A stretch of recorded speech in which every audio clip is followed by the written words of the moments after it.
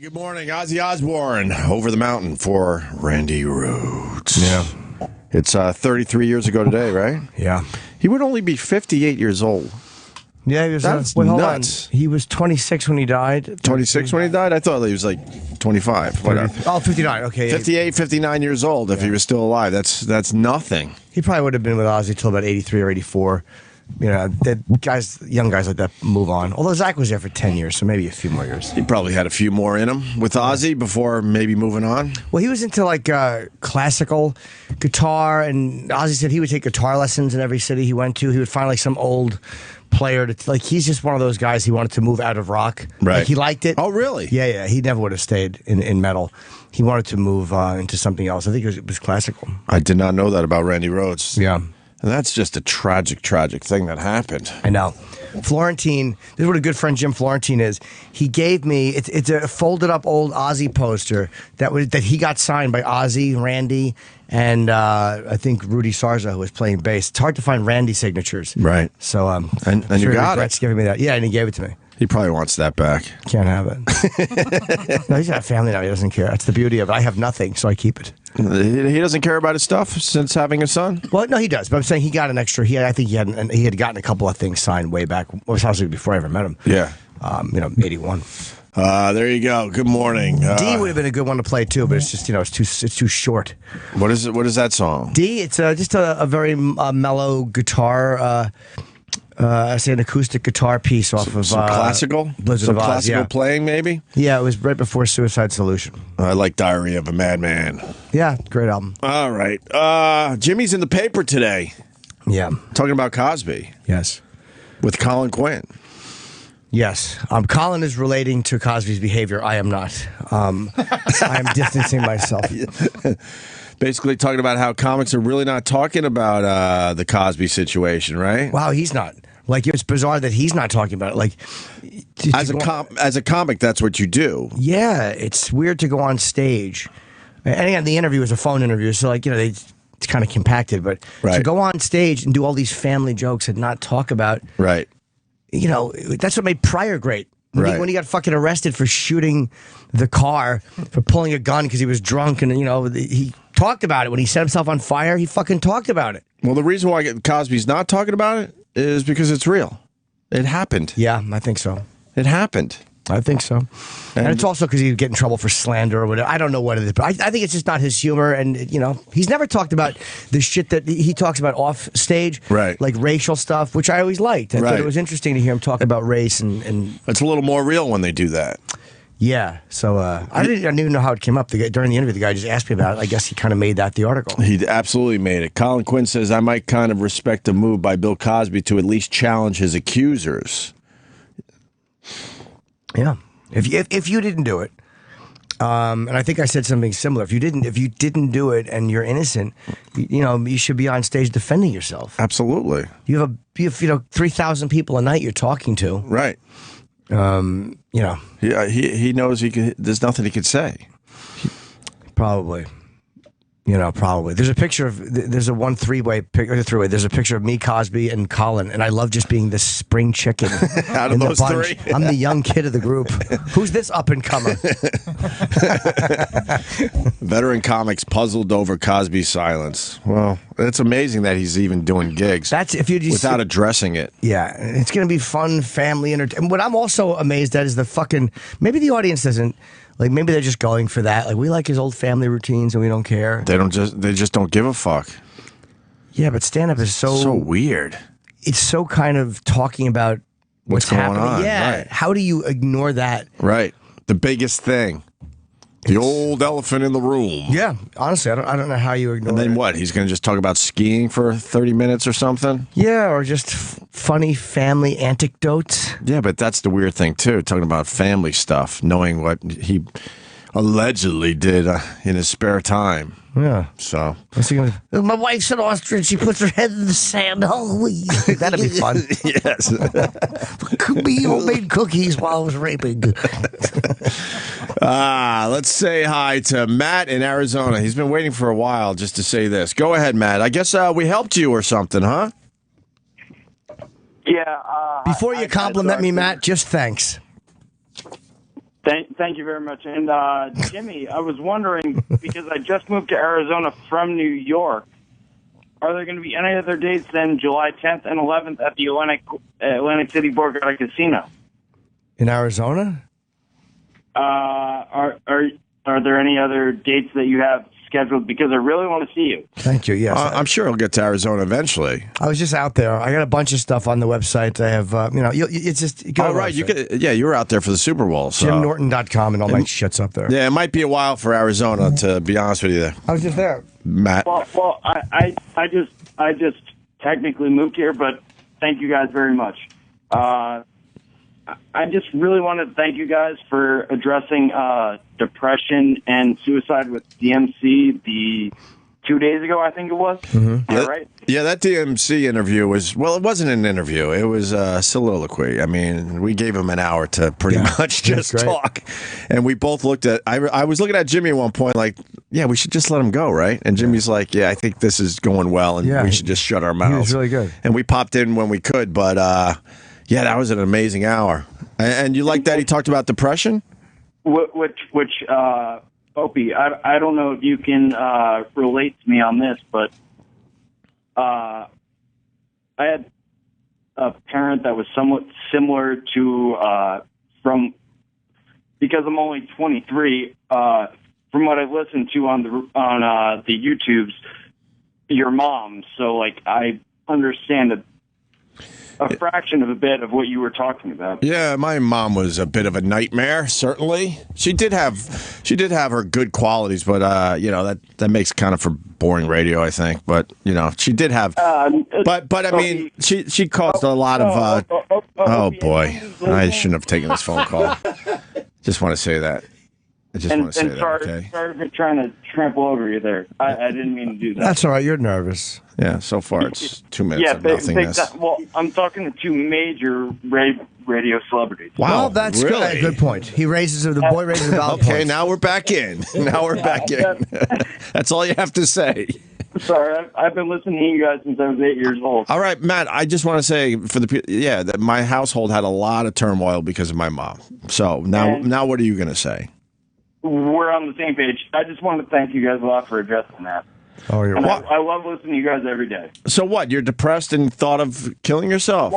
Well, I did until I just moved out to Arizona about 3 days ago, and listening to DMC's talking about he didn't know why at first, why he wanted to do it, it really hit me hard. All right, buddy. Yeah. Well, you hang in there, all right? Yeah. Oh, I'm great now. Okay. But good. Thank you guys for doing your show still. Okay. And not I still love you guys. Okay. Hashtag Anthony Cumia Radio. AnthonyCumia.com probably would be better for him. Anthony, exactly. If you want to hear his show. That's why Opie, you're the professional. Okay. And Jimmy, I hope you put up more dates. Well, I'd love to get. You moved. More people to come to your show while I'm in Arizona. Sure. Well, thank you, sir. We explained that already. You moved to Arizona at the worst time possible if you're looking to see Jim Norton. He was there a couple months ago. Yes, sir. Yeah, I don't have good timing. That's all right. No, you have really good timing. I mean, it's amazing. Well, Jimmy, I hope you come here again very, very, very soon. Thank you Okay. very I'll much, be sir. with you. Enjoy Arizona. All right, Matt. Enjoy Arizona's right. He did pick a good time of year to move there, though. Yeah, well, Anything to get out of this cold. Give me those ribs, you. we're going to get more snow tomorrow? I just hung up Well, on you him. guys are. I mean, I'll be in Florida. I know. Enjoy. You're leaving in like 2 hours for Tampa. Yeah, I'll be sunning. You're doing the cowhead thing. Yeah, I got to say cowhead. I mean, it just makes sense to say cowhead Mike if you do a Calta, radio yeah. show. Mike Why would you Calta. change that name? I get why he did it. Yeah? Yeah, he's a grown-up. He didn't like it. Well, I don't really like being called change it. Opie. Change it. I never liked my real name, though. That's why I was all in with the nickname thing. Greg is Rebrand okay. yourself. Rebrand. Ooh. But then Greg Hughes is too normal. Well, you don't need an abnormal name. That's like a professional broadcaster. Well, you're a professional. How about Greggy? That's cute. Broadcasting name. Greggy Boy? Yeah. Greggy Boy would be nice. Greggy and Jimbo, and then the picture can be us just winking at a camera. I kind of like Daddy-O. I'm not going to lie to you. I kind of like Vaughn calling me Daddy-O. Daddy-Ope. Well, Daddy Opie, yeah, but not for a radio name. I kind of like that. Let's go with that one. I would like it if you went with that one, actually. Would you? Yeah, I would. You got a big weekend down there in Tampa. Kenny was telling me the itinerary. Mike Calta has you going all over Tampa while you're down there. Yeah. I've heard rumors of shooting machine guns. Oh, I haven't heard that. Going to a spring training game, going out to a steak dinner. There was a couple other things in there. You're going to be a busy boy down in Tampa before that comedy show. I like the dinner. I don't know if I'll go shooting. You should shoot machine guns. Maybe I would. I'm not a Have you big... done that before? No. You totally should. Yeah, you should. I would love to. I almost don't want to feel for it. Oh.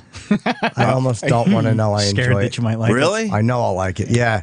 But a video of you shooting machine guns? That would be terrific. Yeah, but a it's just sense of power. gonna get every pussy in town wet.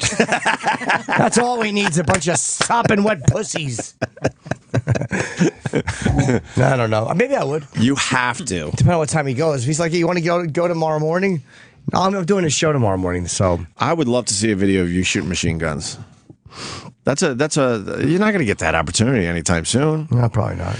The DMC thing, just to fill in the blanks there, was just an amazing hour. We're going to put that on the podcast maybe next week or something, E-Rock? That's all set for next week. And then we also got to put Kevin Hart's appearance on the podcast. So we're going to get busy very soon with the Opie and Jimmy podcast. And the video you put out is up on all our social media, too. Oh, beautiful. Yeah, Kevin Hart telling the arrest story yesterday was really fucking funny. Yeah, he was crying while he was telling it. That's a fond memory for. He had tears in his eyes. Yeah. But DMC, knowing that this guy had all that fame and was thinking of killing himself was just, I don't know, because everyone feels depression, and I think everyone has that thought of suicide. You're not alone if you think about killing yourself. I think everyone has thought about killing themselves. Yeah. To what extent, that's the difference, obviously. And to know this guy had a fame, fortune, and he's sitting there just all depressed thinking about ending it is just amazing to me. Because you think if you get to that level that shit just leaves your brain, but it just doesn't. Yeah, it's chemical. And then to know that Sarah McLachlan was the one that got him out of his depression, that is such a fucked up story. Has he ever told that one? Yeah. Oh, he has? Okay. Yeah, I watched a bunch of interviews with him before he came in. Right. And he touched on that. But to listen to Sarah McLachlan over and over again, that's... Poor Runnin' Jay. Yeah.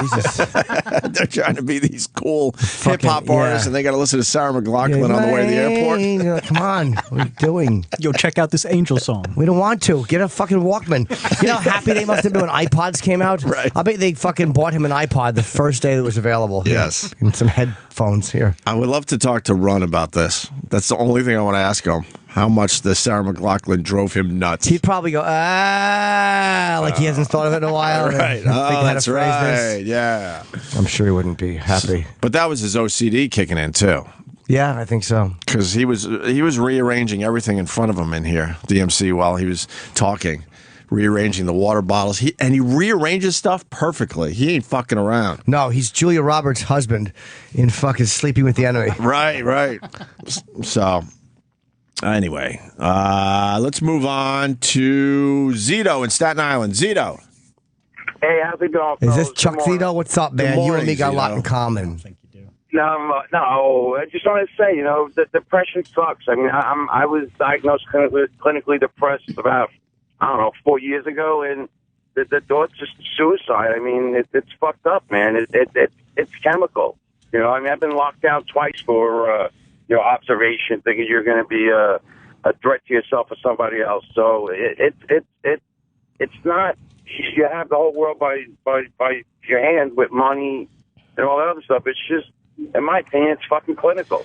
It also becomes, you know what though? It also becomes this go-to thought. It becomes this, it's the thought that's always there, like, okay, that's the solution. It's almost like an easy solution at times, and mentally it becomes, in a way, a lazy way of thinking. And I know because I've thought of it, where it's like you're you're feeling really sad about something or depressed or worthless, and instead of addressing it, it's like, I'll just hang myself. Like, it just becomes the way of avoiding not feeling that way. Right. In a way, it is lazy thinking. At times. It's a short-term answer for a long-time problem. Well, you mean a long-term solution for a short-term problem. You said just the opposite thing, sir. It's a temporary solution for a permanent solution for a temporary problem. That's how clinically fucked up I am. Zito. Oh, Zito, hang in there. I mean, Well, don't say it like that. yeah, that's true. Yeah, that's the wrong way to phrase it. Yeah, maybe I shouldn't have said that. You guys do help a lot. Well, you just got to remember, I mean, you're going to be dead for a really long time. Yeah. So you should really just try to keep it together as best you can in the end. I don't know. You're right. You know, and it sucks because you got children, family, and it sets the tone for the house. You come in depressed, fucking everybody else is depressed. Do you, are you on a little pill there or anything, or? Yeah. They give you like Wellbutrin, Prozac, you name it. But it's a blender. They see what helps the most, what you react to the most. You know, I find OxyContin works the best. Oh wow! I'm scared of that shit. Oh, okay. I'm scared of that shit. No, but yeah, it's hard to deal with. It really is. It's a day-by-day struggle. Have you tried meditation? Oh. Yeah. Yoga. Really? It doesn't help? No, I mean it gets your mind off of it. Mm-hmm. But the problem is living in the now. Right now, what's going on that something's bothering you. There may be some OCD there as well because you spiral into these negative thoughts and. The easy solution is, just slip my wrist and, you're done. But not that I am, but that's how I felt before I got treatment. And it proves that it's clinical if your kids can't keep you together. Yeah. That's why I always looked at my mom like, you got 6 wonderful kids here. And, you can't keep it together. Well, that's fucked up because now that I'm a father, that helps me when I'm having a bad day. I look at those little fuckers and I'm like, oh, all right. Life's pretty cool. No need to get all mushy. No, you're right. I love them to death, and there's nothing I wouldn't do for them, but it's just something you can't control. I don't know how to explain it. Yeah, no. I love the little son of a bitch. I wouldn't hurt one hair on his head. No. All right, Zito. Well, you hang in there, buddy. But wait, there was a guy that called in yesterday, and you gave him a T-shirt. I want a T-shirt. You know what? I hung up on that guy. Oh man! I did by accident. So I'll give you his T-shirt. Hold on the line because I really did hang up on that guy by accident yesterday. Zito, hang in there, all right, buddy? You got it. Thanks. All right. Jim Norton's going to Tampa to do the big comedy show for Mike Colta, and Ryan in New York's got something on that. Ryan. Hey, what's up, guys? Hey, Ryan.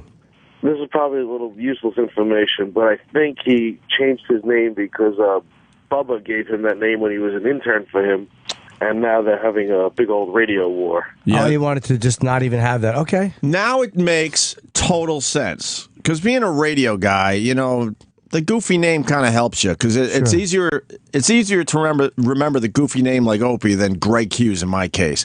And it's easier to remember Cowhead than Mike Colta.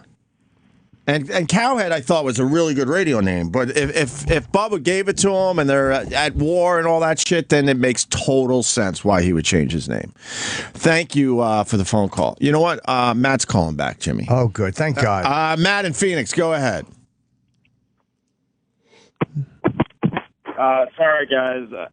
And again, I'm sorry. I can't believe that I'm actually getting call in for the second time in the morning with 2 guys that I've listened to for so long. Well, let me tell you what happened. You were kind of a dud, and everyone turned the dial, so now no one's calling the show. So then it made it very easy for you to call in a second time. Well, either way, Opie, I don't care if I'm a dud or not. Like, I'm going to text this to my mom and say, hey, at least someone didn't think I was stupid. No. And I know you can relate to that. And I was lying. The phones are lit. Everyone wants to talk about depression for some reason. We're going to change the subject. Yes. Okay, well, because maybe we can lift people up today with some nonsense, huh? Can I plug the dates for Jimmy's July 10th. So you don't have to. I appreciate that. It's very kind of you, but you don't need to. They're on my side, and it's. I thank you for your love and your effort, but you should nap.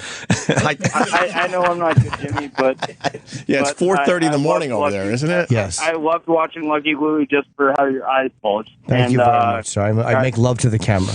Do you want people to say that the only reason they watch because your eyes bulged? I'll accept it. It is what it is. You know, I mean, I'm never going to be a leading man, so fine. But I thought, you know, you should get a better compliment than that. For me. All right, buddy. Thank you. All right, Matt. And oh boy, well, thank you guys. Okay, it said he wanted to talk about suicide, so maybe on his third phone call he'll do just that. All right, what do we got going on out there in the world? We got snow coming into New York, which sucks. We got the NCAA tournament starting up. I have zero interest in college sports. Really? Zero, yeah. I wish you don't watch March Madness. Care less about it. If March Madness didn't happen one year, and you said, "Hey, last year there was no March Madness," I'd go, "Oh." Those games get kind of fun, man. Yeah, and then you get an upset or two, and I've picked that whole bracket thing a few times. I just never tell anyone. Why don't you do a bracket thing real fast? Yeah. Could you give them a blank brackets and see how well you do? Just circle shit. I mean, that's what I do. Yeah. You want to try it, Jimmy? Sure. Very good. No, I because of Travis, I watched John Oliver's take on the whole March Madness NCAA thing. I think everyone should go check that out. It was amazing. His videos do very well online as well. Yeah, because he's incredibly smart. He's a genius, and he talks about how the NCAA just fucks over their players. Period. And people try to spin it and all this, and it doesn't make sense when you got the NCAA making billions of dollars over March Madness, and these kids cannot get paid. It's not fair. It's just not fair. What was the percentage they said? I think they said like less than 2% of the athletes turn pro. Turn pro, yeah. So most of these kids never get to see the money and the actual fame that it brings. Sure, between basketball and football, if you think about all the schools, right, and all the players on all the teams, it was 1.something% of the players actually make it to the pros. And they just get, I guess, so the argument is, I guess they get a free education. That's the argument from the school. But that's bullshit because they even go into that. You know, they give them what's called paper classes to get their grades up because they don't have time to study and actually learn the subjects. Mm-hmm.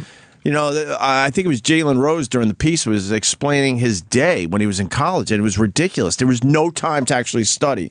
It was hitting the weight room. It was meetings, going over tapes, then practice, and traveling, and games, and back to practice, and back to the weight room, and it was unbelievable. They should find a way to get them paid. I know that they're amateurs, but they should still get paid.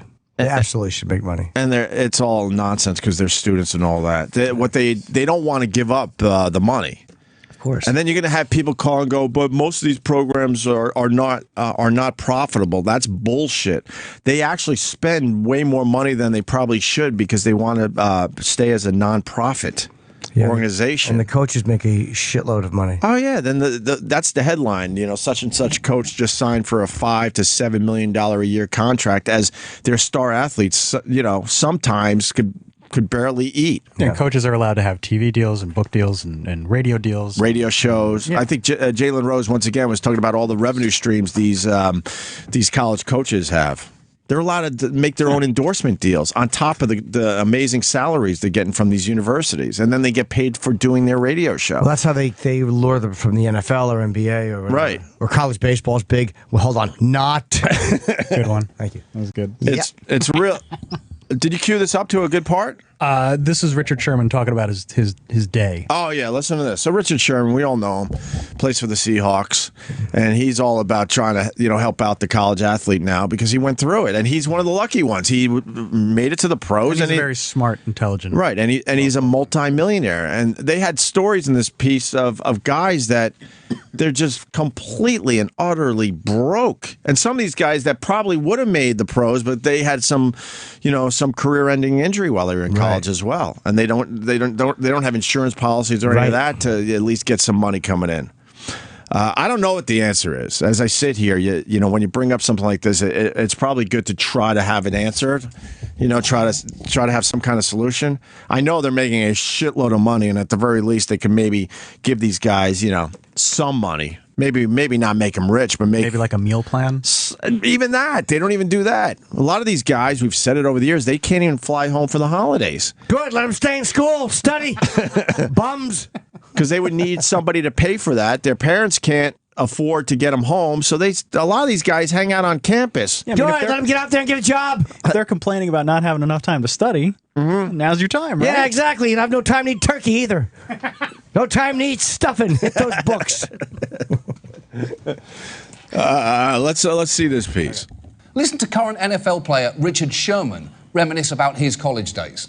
You wake up in the morning, you have weights at this time. Then after weights, you go to class. And after class, you go maybe try to grab you a quick bite to eat. Then after you get your quick bite to eat, you go straight to meetings. And after meetings, you got practice. And after practice, you got to try to get all the work done you had throughout the day. I would love for a regular student to have a student athlete schedule during the season for just one quarter or one semester and show me how you balance that. He's right. Paying top college athletes with an education is sort of like telling a full-time nurse, there's no salary for this job, we're just going to be giving you free trumpet lessons, which you'll be too busy to do, but if you don't learn to play the trumpet, you're fired. Does that sound fair? I think that sounds fair. And the education athletes do get is sometimes insultingly watered down. Last year, an investigation revealed that the University of North Carolina had, for years, held fraudulent, so-called paper classes that boosted athletes' grades. Football and basketball players, they would be enrolled, steered to and enrolled in a paper class in African American studies. So we could have a football player who in the spring might have a GPA of 1.4, but in the summertime we put him in 3 paper classes and we get A minus, and lo and behold, he's academically eligible to play football in the fall. And that's how the system worked. OK, let's not pretend there isn't something offensive about an African-American studies course being an easy major at that school. Here, just take this class investigating the social, political and cultural complexities inherent to the black American experience. It'll be a fucking breeze. Phone it in. Phone the thing in. And it gets worse. It gets worse because many student athletes at UNC also left with an unusual language credit. What language did you study? Swahili. Swahili? Yes. Does that come in handy since you graduated? No, not at all. What language did you take? I took Swahili. Swahili? Yes. Do you speak Swahili a little bit? As of right now, no. Encouraging. It goes on and on. It's really worth watching. John Oliver on the NCAA. Hi, Jesse. Jesse Joyce, just to get you up to speed. So, yeah, they're learning Swahili and all these nonsense classes. Well, most of these athletes said they're not learning it. It's just paper class. Of course, yeah. But most of these athletes, they go to these big universities because they don't give a fuck about the education. It's just a path, hopefully, to the pros. Right. And they know that. Everyone knows that. They're not there to actually study. No. I say let him hit the books. No, I mean, Sam's told the story about he went to Syracuse with Carmelo Anthony, and he had a class with Carmelo Anthony, and he saw him once. One time. Yeah. Not to jump right in here. Holy shit! Good to see you guys. I took in college this class. I'm so shitty at math. I took a class called basketball player math. That's what they like. Come on. They didn't. Well, it wasn't like on the syllabus as that, but like everybody in school knew it as basketball player math. Yeah. And it was fucking cartoonish how easy it was. Like we would go in and you could work in groups for your test, and the teacher was such a burnout that literally everybody during the test you could go up and like, I don't understand how this one works, and then he would just do it for you. and we'd all work in groups, and then we just share that answer with everybody, and then the next person so it's like, all right, so I'll get numbers 1, 4, and 8, and you guys, you know what I mean? Right. And then, so like the entire test was done by the teacher every time, and we just share it with everyone. It was crazy. What college did you go to? Duquesne University, which is like a respectable institution, but math, I only needed to take 1 math credit, and I suck at it, so I was just like, I'll just take the basketball player one. So yeah, it's all nonsense in the end. Yep. So we're talking about March Madness and how the NCAA is going to make billions of dollars off that. Oh, right. And the athletes make nothing, and a lot of them will just miss getting into the pros and then have to go and get regular jobs, and they don't get a piece of the action. Right. It just seems like there's something they could do. Maybe at the very least, these teams that make it into the Final Four, maybe you pay those kids at least. Huh. Something. No, because then the schools only the schools doing well would get that would just push. Yeah, it would be unfair to the ones who play for a shit school but are good athletes. It's got to be like a system where the money's broken down and everybody splits it. Right, it's the only way to work it, and not the girls volleyball. Just they were talking about how everything's sponsored, even the ladder to climb up to cut down the net when they win. The ladder is sponsored. Yeah. Oh, really? Yeah. Yeah, they have sponsored everything in the tournament now, just to bring in even more billions money. of dollars. Right. Billions of dollars. That is, the truth. So. Oh well, let them hit the books, lazy bums. Tired of it. Am I right or wrong? Yeah. Go there, study. Jesse, it's been a while. Yeah, buddy. man. Good to see you. How was the roast? I'm back in New York now. The roast was amazing. I don't know. I guess I haven't heard what Kevin Hart said. I know he was in here yesterday, but we forgot about it. Oh, seriously? We literally didn't get to it? No, we spent like 40 minutes. We totally forgot. We were just. Oh shit! Okay. It was just a whole, some old friends just beating the shit out of each other yesterday. We barely talked about his movie. Huh. We didn't talk about the roast, the Justin Bieber roast, and there was a few other things we wanted to get to that we just never did. Yeah. But you know what? We had a fucking blast in here, so cool. We know it worked. Yeah, no, it was awesome. It was like it's one of the more brutal ones, I think. Which is awesome because like you could totally take the gloves off on this one because like he's not a sympathetic figure, there's a point where you can only beat the shit out of David Hasselhoff so much before it's like, all right, leave him alone. You know what I mean? He's a sad old fuck. But like with Justin Bieber, like there's no goodwill to him right now. And also this whole thing was supposed to be like a big mea culpa where he's like sorry for being such a douche as a kid. Was he gracious at the end? He was like, but I mean, even just as a dude, he was like actually a shockingly good little fella. Like, I was so expecting, like, I had no idea what to expect because he came into the writer's room and I was like, this kid sounds like such a fucking monster. Like, especially because all I'd been doing is just researching all the awful shit that he did. That I was so worried about him as like an entitled prick that I had my bag with my passport in it. I like hid it in the other room because I was like, I don't know if this monkey's going to just jump on the table and throw it out the window or just like, it's mine now. And then like 6 giant black bodyguards. You know what I mean? Like, I don't know what he's like, you know? So, but it's understandable you're afraid of Justin Bieber. I get it. Well, not him so much as his machine. You know what I mean? That it's like, if he's just like, that's my phone now, then a wall of 6 dudes is just like, what are you going to do about it? Like, that's not your phone. Well, whatever. I didn't want any trouble. I have to go to Korea in a couple of weeks, and I was like, I can't lose my passport. Yeah, why would you be afraid of Kim Jong-un when you have fucking Justin Bieber to deal with first? I'm going to pleasant Korea. I'm going to the pleasant one. Oh, you're going to the pleasant one. Oh, north. Yeah. So, but no, he came in. He was like a super gracious little fella. He was just like, hey, thanks so much. Nice? And introduced himself to everybody and was like, hey, I love these roasts and thanks for working on it and whatever. And then at the end too, like he nailed the rebuttal and like did he seem cool? Yeah, he seemed like a really genuine kid. Cooler than he comes across in the media? Yeah, way cooler. Yeah. Really? Yeah. And I mean, trust me, I wanted him to be a douche at every turn. And like, especially because I was writing like really mean shit, Right. And, but no, he's just like a really nice guy, I heard the Beliebers were getting mad about Selena Gomez jokes or something like that. Oh, yeah. I hope you stayed away from those. I didn't go. They were basically warning you guys to stay away from Selena. It's so crazy. Like I tweeted a picture of me at rehearsal, like with the big logo. It's just like, hey, watch the roast I wrote for it. Hashtag Anne Frank, right? Whatever. Like, and then it got picked up just because it had the Bieber hashtag. But like all of a sudden, it was getting retweeted by like hundreds of these 14-year-olds that like I'm not on their radar. And then. And if you go to their profiles, like literally every one of them, their whole bio is all it is. It's like a phrase that they use, right? Where it's just Justin followed me back at 1:15 a.m. on March 3rd, 2011. Right. Like, that's their whole identity is the fact that he followed him back. And all their Twitter handles work off the word. It's Bieber. all some version of Bieber, and then like like an emoji of like a fucking it's like pretty girl pathetic. crying or whatever. He's getting popular, man. Well.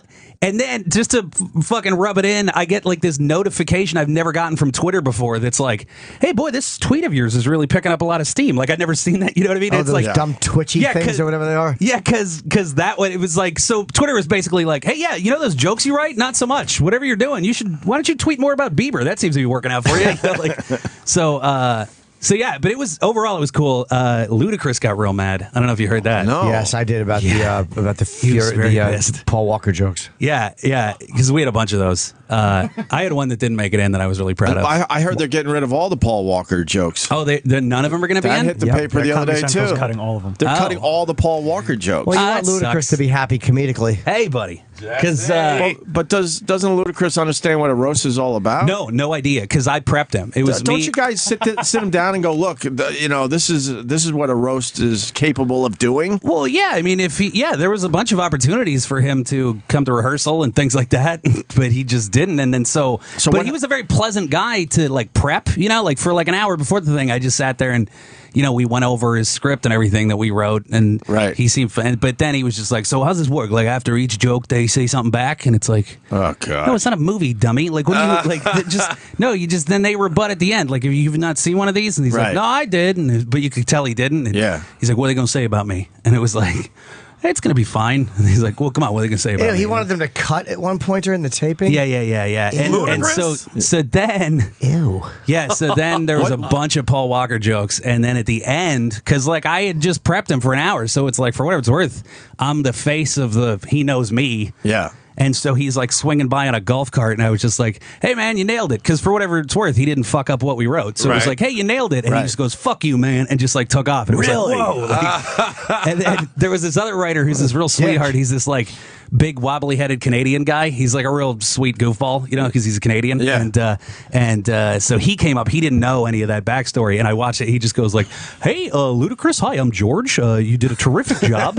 and Ludacris's manager, Shaka Zulu, got in his face and was like, you wrote that Paul Walker shit? Fuck you, motherfucker. Like, that's what happened. And it was just like, whoa, what the? Yeah, really. I love it. His name should be Ludacris. He's crazy. Yeah. Sour grapes, my friend. Yeah, make fun of everybody, but it's just, Can I tell you my Paul Walker joke that didn't make it in? It was Luda's in Furious 7, and most of the press surrounded the late Paul Walker, which I don't think is fair, because Luda, I'm sure you were really late too. Come on, everybody. That's pretty good. Yeah, I like that. And this one got cut. Did this one get cut? They all got cut. Oh, yeah, they all got cut, like we said. The Jeff Ross one? Yeah, the Jeff Ross. Dude, it's so great. Jeff Ross connected Bieber's driving skills to those of Walker's, cracking, move, bitch, get out of the way, is what Paul Walker should have told that tree. Well, wait, the tag is the best part. Did they cut the tag? He then goes too soon, too fast, too furious. Did he get a laugh? Oh, dude, it destroyed. Yeah. Who He said was that? from that. Jeff Ross. Ross. Jeff, yeah. So why would they cut that? Then don't do the roast You want anymore. Ludacris to be happy. That's the guy I think about in a roast. Did they cut it because of Ludacris, you think?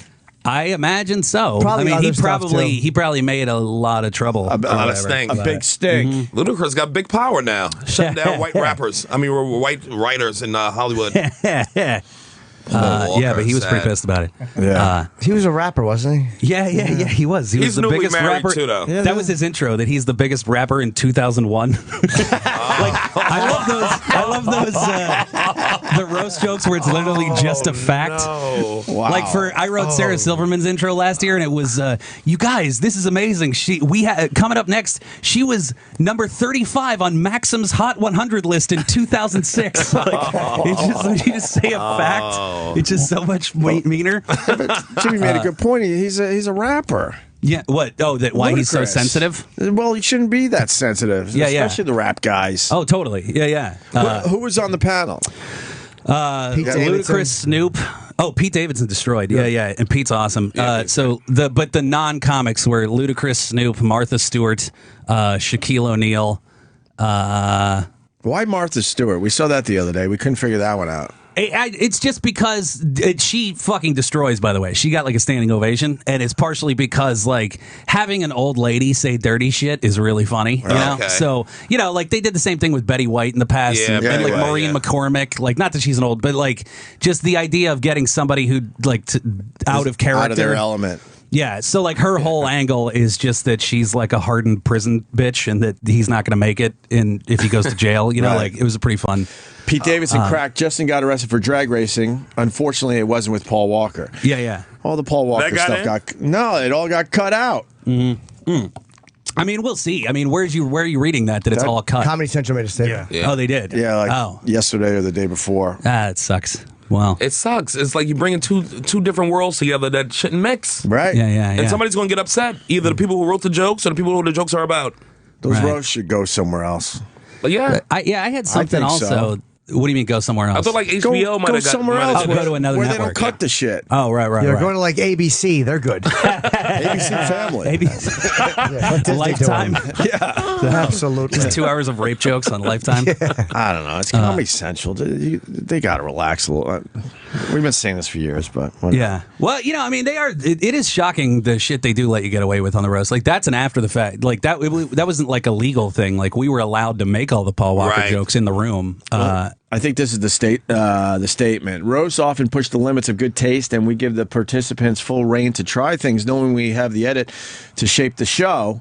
Sometimes the line is discovered by crossing it. The Paul Walker references will not be in the telecast, a spokesperson stated. I don't know why Paul Walker, even though he was probably a really nice guy and people who knew him seemed to love him, but look, it's just a tragic event. But why is that off limits? Yeah, there was a Robin Williams joke. Like there was wait a lot a minute. Whoa, now, now. Like that's what works, especially if you have a guy who's connected to the guy who just died. That's really funny. Paul you know? Walker's too young and handsome. How did Justin know him? Robin Williams was ready to die. Paul Walker. He had his issues. He didn't, but I mean, Ludacris was on the dais. So Ludacris, that was the yeah. There was this. I mean, Snoop is such a good sport. Like there was a joke that I loved that somebody it was in Martha Stewart's script. That was like Snoop Dogg is now 43 years old, which is 5 times as old as actual dogs live, and twice as long as all of his friends. Like, and you know what I mean? So like Ludacris is such a fucking penis about it. But then in the meantime, like Snoop, she just pointed out that all of his friends are dead. Right. And Snoop had a great. He laughed. He thought it was hilarious. He took it. Because that was a fact.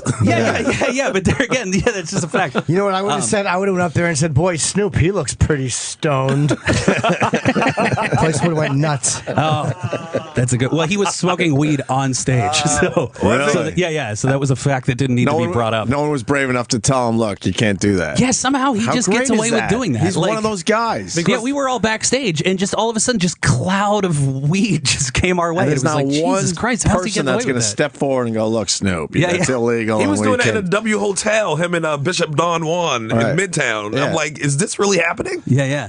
But no one's going to tell him no. Right. Nobody. Yeah. No, you should walk over and make like the pot smoking with my fingers. I would have done that at the beginning of my set. Hey. And then do that across your neck like, I would have winked at him. Like a little 2 fingers That to would the have done lips. it. Yeah, I know what's going on over there. That would have hit him where he lives. This is a short list of celebrities that could get away with anything. No one's going to tell them. Right. To stop. And Snoop is definitely one of those guys. Yeah. Robert Durst, another one. Robert Durst.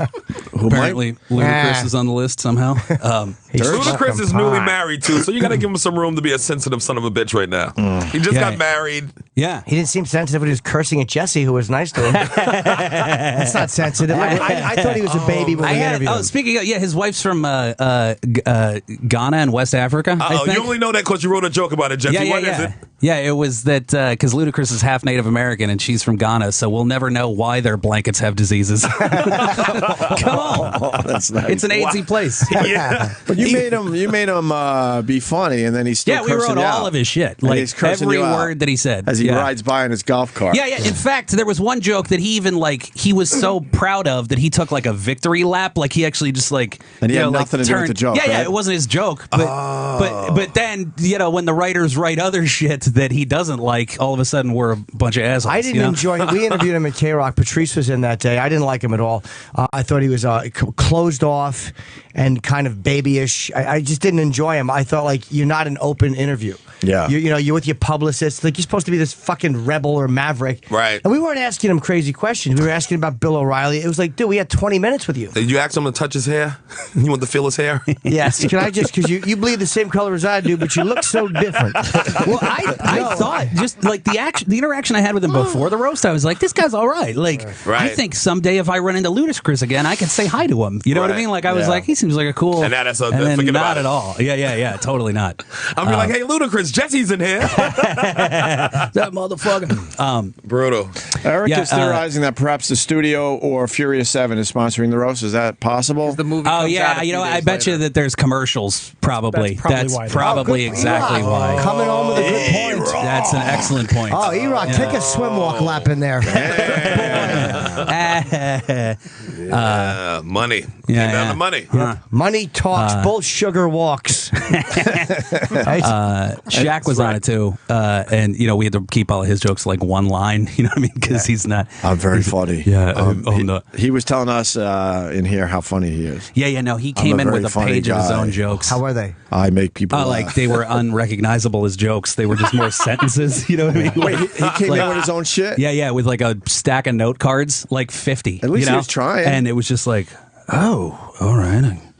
So that's a joke, I guess. You know what I mean? Like, so we let it, like, they put 2 in because 2 of them were like, oh, okay, I could see how that's a sentence that could be read as kind of funny. You know what I mean? Like, really? Yeah, just to kind of make him It's feel all good in the about delivery with Shaq. Well, oh, totally. I mean, and he's a great dude, but like, we like Shaq. There was this thing where, right at the last minute, Chris Paul was in the crowd, so there was this like mandate that came down like right before the roast. It was like, we need somebody write a joke so that Shaq can slam Chris Paul because he's in the crowd. Right. Who's Chris Paul? Chris Paul. He plays from for the Clippers. Yeah, It doesn't matter. It's just like another professional One of the basketball best player in the in the room. NBA. So like, it would be funny to. So the joke. I wrote the joke, and it was just, oh hey Chris Paul, I see you there. Hey, give me your number because I want to give you a ring sometime because I have 4 and you don't have any. Right, whatever. It's just a cute. Right, you know? okay. And I was like, somebody needs to explain to Shaq if you pitch him this joke that ring is a double entendre, so it means both.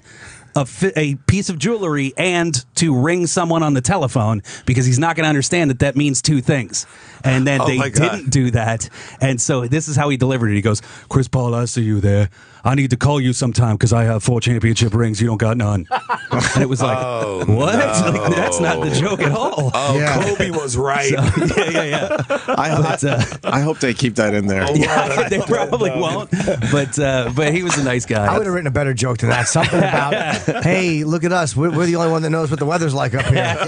Place would have went bananas. Banana pants. They Kid should me have. what laughs that would have gotten. Just cheers and applause for the cleverness of it. I had a joke about Shaq that was do you remember he got in trouble last year for making fun of a handicapped kid on Instagram? Oh, right. Yeah, and boy, that must have, and he had to apologize, and boy, that must have been tough for you to explain yourself, because you're such an inarticulate doofus. Oh man, now you got Shaq and Ludacris beef. Yeah. See, I would have written something like, when we missed that the problem was not what he did, it was that kid was handy capable. Look, man, this is that is the funniest Instagram ever. Exactly. Oh boy, Shaq. What was he thinking? Shaq. Idiots. First of all, which one's Shaq? What an idiot. Yeah, that's foolish. Can you put that back up on our Facebook page, Eric, for the people? Shaq got in a lot of trouble for this one. Shaq. Why would he do that? Shaq fool. And that guy supposedly was a huge fan of his as well. Shaq called him. They made up. He didn't know. He's just goofing around. And Shaq had to know. Come on. I don't know. What do you think's going on with that guy on the right? He looks mean. Yeah. He looks like, I don't know. He looks tough. Like now you know, but if not knowing, I would just think, really? Yeah. He's look at his eyes. He's he like the character from the Goonies, but black. Yes. So you have to change the first letter. Goonies.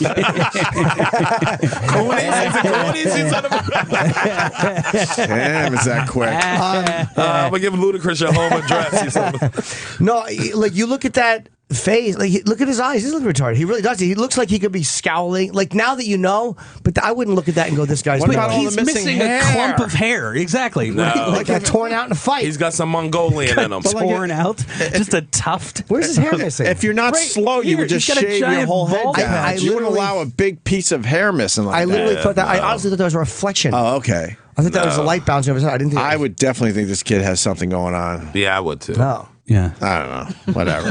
Did Shaq take it though? Was he cool? Oh yeah, dude, he's the seems greatest laugher in the history of the roast. Like his he has like a little silk handkerchief, and he's like constantly wiping tears out of his eyes the whole time. Like, yeah, he took He it knows really how well. to enjoy life. Yeah. You got to have a good laugh. It's important. Like a lot of times they want me at roast because my laugh is really good. I'm like,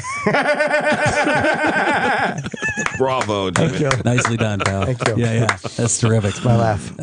Yeah. What about when's the roast on this weekend? The 30th. No, it's still like another week and a half. Oh, okay. So, Okay. Yeah. Yeah, I they think should went- name it something cool, like Justin gets his comeuppance. That's what I would call it. Everybody watching, all the young kids watching. Was the crowd young kids or no? It was. Yeah, that's the thing that's annoying about these is that because they've become like really popular, and Right. especially this one was like super popular. That like it's become like a place to be seen now. So it's like Right. all these like hip LA assholes and not people who get Jesse. jokes and are fans of roasts. Right. One You know time what I mean? they should trick the crowd and just turn it all on the crowd. Just turn the lights on the crowd. They think somebody else is getting roasted, and you just turn on those sons of bitches. Well, what's the one of the Jenners was there, and she just Kylie? blank stare, just didn't get. Was it? and No, just was hold like, up. Was it Kylie? nah, whatever one he dates, like the Kendall, that's the one. Like, Wait, who and dates? Oh, Bieber. Yeah, Wait, that's right. Bieber's dating one of the Jenners? yeah, now? or at least That's right, it's he's right. rumored that he is. They're or all who a gives bunch of shit, dimwits, but- man. They're hot as shit, but And they like got just nothing arms going on. folded, and then like Jeff Ross started laying into the. It was just Jeff Ross had a joke that was like, "Where'd you guys meet? Okay, stupid." and she just started like, no, like kind of giving the cut sign, like No, she was absolutely not. not. Do not make jokes about us. Like it was just like, what are you doing here? Stupid. Yeah, then why are you there? Why would you show up? You know what I mean? Yeah. Fucking Ross. But it's not really the name of the website, though. It's Well, probably inaccurate. They should cut that. Well, that's where the humor comes in, James. Wow, that's Oh, great. the maroon. Yeah. No, it was a lot of fun, and yeah, it was nice because like with the last one with the Franco one, like he's not like a hated guy. He's just like a fucking doofus. So all the jokes had to be softer, but with this one, it was just like you can go as like hard as you wanted. And he was cool in the end. That's what everyone's saying. Well, Bieber that was kind of cool. part of it too. Is like they had to be mean in order for this whole thing to work, Right. which is like this sort of hazing trial by fire, so that he can come out the other side and be like, "Sorry, everybody, I'm not a douche anymore," It or whatever. could really help his image. It cleansed them. It was a cleansing. Yeah, right. Because, like, I'm sure that manager of his is like, what the fuck? How do we stop him from being Leif Garrett? You know what I mean? Like, we got to do something. Well, that's what I really wanted to have happen. I mean, I know it doesn't make any sense because, like, nobody knows who Leif Garrett is, but, like, I really wanted I know who he is. I still Leif buy his Garrett records. to He come loves out trees. as, like, the ghost of Christmas Future, with his, like, Right. 6 teeth and just, like, point a crooked meth finger at him and go, like, look at this. Look at what you're going to be. If you need a buddy to drop you off somewhere, Leif Garrett's the guy. Oh, that would have been a great Yeah, that would have been a great one. All right, we got to take a break. We got a very busy show today. We got Jesse, Joyce, Sherrod Small in again today. We Yes. got Iliza Shlesinger coming Is in. Liza coming in too? Oh, I didn't who's know that. I didn't know either. I knew she was booked. I didn't realize it was today. That's all I'm saying. But that's fine. We'll make room. Cool. And then we got Robert Kline coming in today. Wow. Oh, neato. Hold In her about up, a half please. hour. Huh? Who's the girl? Who's coming? Iliza. Iliza. You know Iliza. Yeah, I'm sure you. Oh, you know what? She was at the roast battle, dude, that we did when I Is she short and dark hair? when I fucking destroyed you. I don't know if you remember were that. all right. but, You did okay, Jesse. you destroy him? Kurt got the revenge for the dude. show. Yeah, Kurt yeah. got you back though. yeah, There- but it was a bloodbath. Kurt's a monster. There you go. Yeah, He's just a big galoot. I love him. you know though. her, Yes, right? he's brilliant, but he's a monster. Eliza. She's very Iliza. funny. She's blowing Okay. up. She's playing what? Caroline's this weekend? Yeah. Yeah, Okay. so she'll be in dude, here. that picture. She looks more familiar right now. All right. I'm going to Well, roast everyone.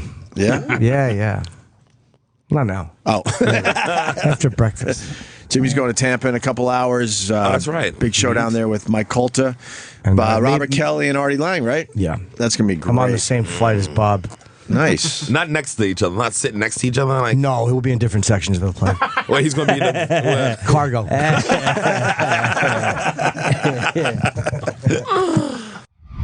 This is Opie Radio. The show is back. Apple and Friends. Sherrod Small, Jesse Joyce. Yo. Iliza outside the studio playing Caroline's this weekend. And, wow, Robert Kline. We're overbooked today, people. It's perfect. We'll make it work. Jesse, I heard in there that you're going to Korea.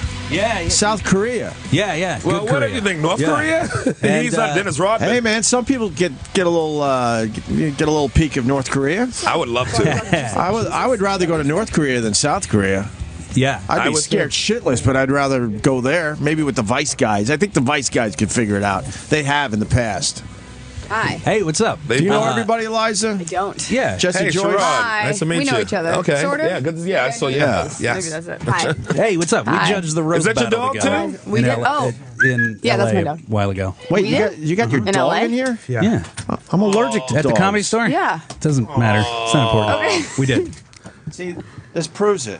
A cutie. I'm allergic to dogs, and they say that dogs sniff that shit out. So But that one's hypoallergenic. oh, then fuck me. There you go. Then it could stay. No, it could have stayed either I'm way. allergic to dogs too, and if there's a small dog around, I break out in a heart-on. He loves his bitches. Small dogs and children. Iliza, you getting that famous where now you got to walk around with a small dog? To be fair, I've had that dog since before I Okay, was all right. marginally famous. All right, fair An enough. L-list celebrity. Another fair enough. She's been for around Iliza. for a while. She's a cute little dog. What's the name? Her name's Blanche. And I always have trouble bringing her into Sirius, which I think is so funny, not to be a nerd, but Sirius is named after like the dog star. Right, the dog star. I'm like, you guys have dogs all over your logos, but no dogs in it. But I brought her. Everyone else brings dogs in. Yeah, we get dogs. White people get to take their dogs everywhere, don't you? I don't know. It's an emotional support animal. Is it? Yeah. Well, black people could too if you didn't own so many vicious pit bulls. That's right. I had a Yorkie for 15 years. You did? Really? That seems out of Vicious character. Yorkie. I got it for my girlfriend in college. She lasted 2 years. All right. And the dog lasted 15. And you kept the dog? It's rare that the guy keeps the dog. I tried to keep her with the dog, then she had a kid, and she gave the dog back. But she had a kid. She gave the dog back. Well, yeah. Wow. Do you still? Is it gone now? He passed away in 2010. Sorry. Yeah, Geraldo took him.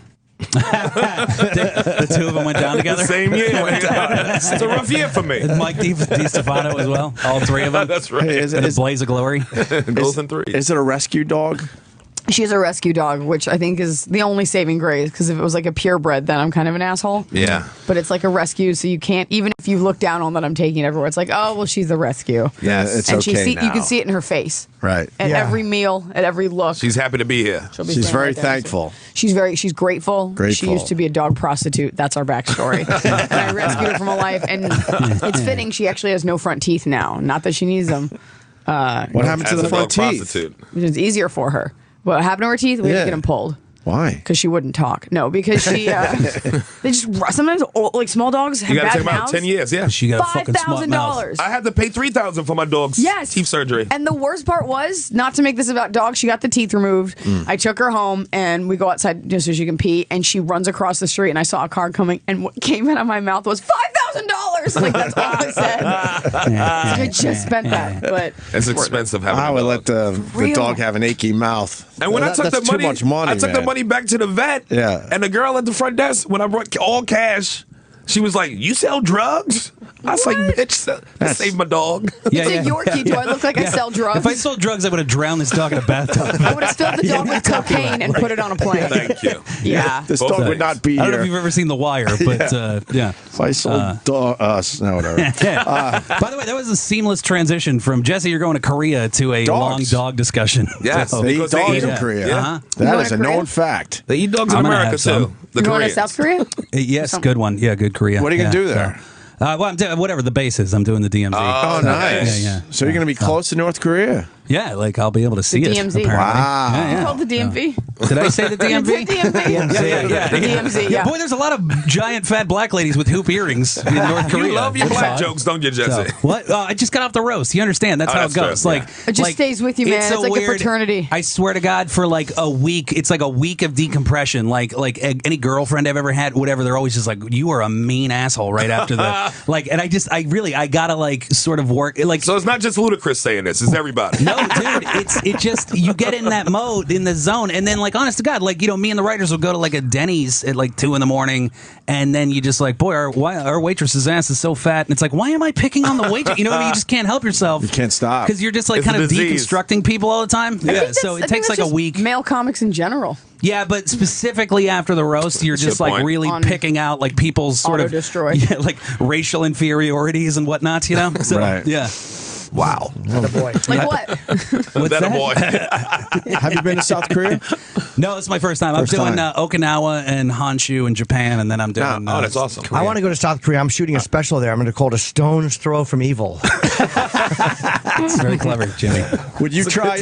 Would you try dog if they offer? Oh it yeah, to you? sure I would. And I have a dog. Here's Like the kicker: I love. you wouldn't know that they offered it. You I would love just my start little eating. dog. They don't tell you. It's a different kind of dog. There's a meat dog, like they call it meat rabbit. I've been Rabbits to are the South only Korea, and I rabbits didn't for see eating. that. Right. You didn't see the meat I didn't dog? see the meat dog thing. They want to keep it on the down low. I don't know. I didn't know. I was also shit faced. I tell a story. It's really quick. I used to live in Northport, and I loved this Chinese restaurant. And I went there once, and I'm like, there was no doubt in my mind I was not eating chicken. But I don't know what the fuck it was. But I was sick to my stomach immediately. And it was because it was something that I've never ate before. Right. That It was pussy.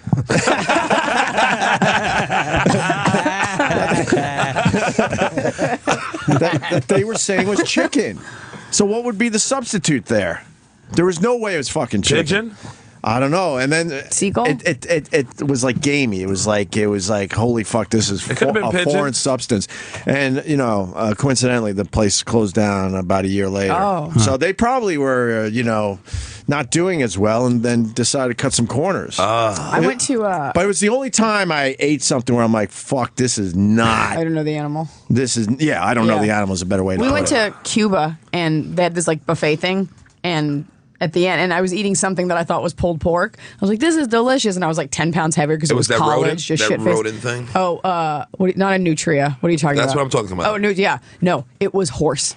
Nice. Which just seems inhuman. Like, I guess it makes sense to eat it, but like we have such an emotional attachment. Not me, because I hate them, but in general, I ate a horse. Yeah, It was, like, so good. it was really popular, like early 1900s in America. Everybody ate horse. There were horses everywhere. They still make the best pornography. Was it good? You liked so it though, good. right? It was so good, I huh? felt so bad. I won't do it again. But I didn't know. What dog do they eat? Is it a certain breed? Do you I think it's like a mutt. I think that's the deal. They Like go I don't mutt? Think, yeah. I would think a pure breed would taste better. I feel like I may have told this story a long time ago, but on here. But when I went to Shanghai, we had this guide. He was like a dude. He's like an American guy, but he lives there, and he's like Chinese, so he knows what's up. And he like does it for like famous people sometimes when they come over. And so there was some famous tennis player, and I can't remember who it was, but he brought some like high maintenance twatty model with him. And since that guy was doing like playing tennis all day and like having press conferences, like this guy Dan was stuck with her most of the time, and she was just like a huge pain in the ass, like one of those people like doesn't appreciate other countries at all. Look down on them right yeah, there. it was just like this place is gross and they smell weird and whatever. Like she's just whatever. So he's stuck with her all the time. So like after like a week, one day she comes down, he meets her in the lobby of the hotel, and she's like, you know what, Dan, I don't need you anymore. Like I'm fine. I know what I'm doing. And he's like, it's not really a good idea. And she's like, no, Dan, I'm a model. I've been to Paris. I understand what foreign countries are like. Please tell me she died. Well, it's so finally after like 10 minutes, it's like, all right, fuck you, go ahead, whatever. So she goes off and ends up in this like one of those like real deal like markets in like old Shanghai, like the ones where it's like an old lady like picking out eels in a bucket. Tell me she was human trafficked. No, but I wish. But so anyway, so this second half of the story is related by the Shanghai Police Department. So what happens is she goes to that market and there's some dude selling puppies in a cage, and she's like, "Oh, puppies! Like, we're gonna get one for the hotel. We'll have a hotel puppy." So there's no English being communicated, but she's just pointing. It is a rescue. Yeah. So she's like, yeah, this is a real rescue. Yeah, she's like, "I'd like that puppy," and he's like, "Which puppy do you mean?" And she's like, "That one, the cutest one." And he's like, "Oh, this cutest one." Yeah, and he pulls it. He's like, "Okay." He pulls it out and snaps his neck and hands it to her. And she had like a nervous breakdown in the street, and they'd like throw a riot blanket on her. She's a model. She can handle it. Yeah. I've never heard like a less qualifying statement like, "I'm a model. I can handle it." Like, nope. Well, she's been to Paris. That's the point. So she gets foreign places. I love Chanel. It was nice they broke the neck, though. At least be quiet on the way home. Lemons to lemonade. I mean, that's what we do, right? Just throw it in a pillowcase and just stun it. Just smack it off a table. Right.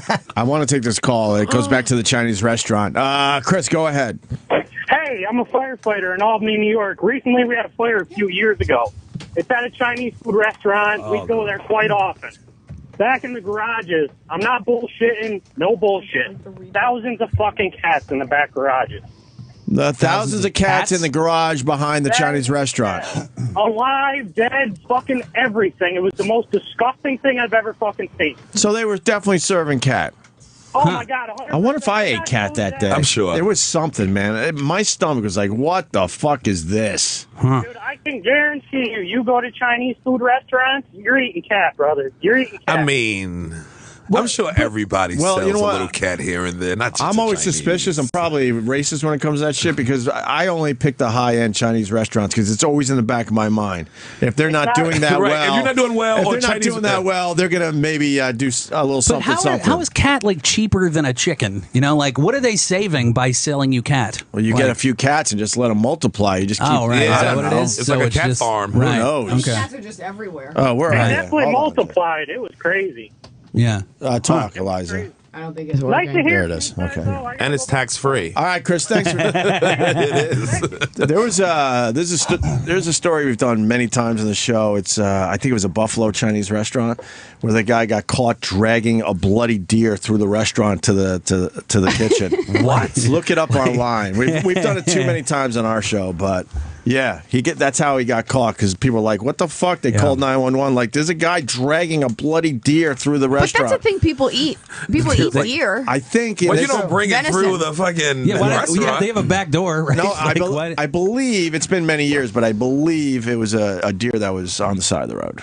That's the issue. That's the issue. And they said, and this guy's like, "Wow, we got some free meat for the What's restaurant." the statute of limitation between there's no difference between I shot a deer versus it got hit, so it's dead. So like, what's the time limit before it's roadkill and you can't bring it in? I mean, once it goes rancid, I guess. Yeah, technically, if you hit a deer, that's good eats for a while, Right? Yeah, in So if you hit Alaska, it, what's you can the big take deal? some states you can actually take it off the road and eat it. For long And because some it's states cold you can't. because it's preserved for so long. And deer is overrated. Living in Western New York, I've had deer. You haven't had it right, Opie. It stinks. They made their homemade beef deer jerky, whatever the fuck they want to call it. I hated all of it. I hate when and local they people. gobbled it up in Western New York like it was a delicacy, man. I think when local people take like their local animal, when you're eating something out of necessity and they make it like it's a delicious thing, you're like, Right. no, I've got options. I've got Right. McDonald's. I've got options. It looked delicious. It was in Chile. We were going to a Bills game. It was perfect. We were tailgating in a big hot pot of chili. Was it too gamey? Yeah, man, and very greasy. I remember. Tastes like it's like oily. It's Yeah, oily. like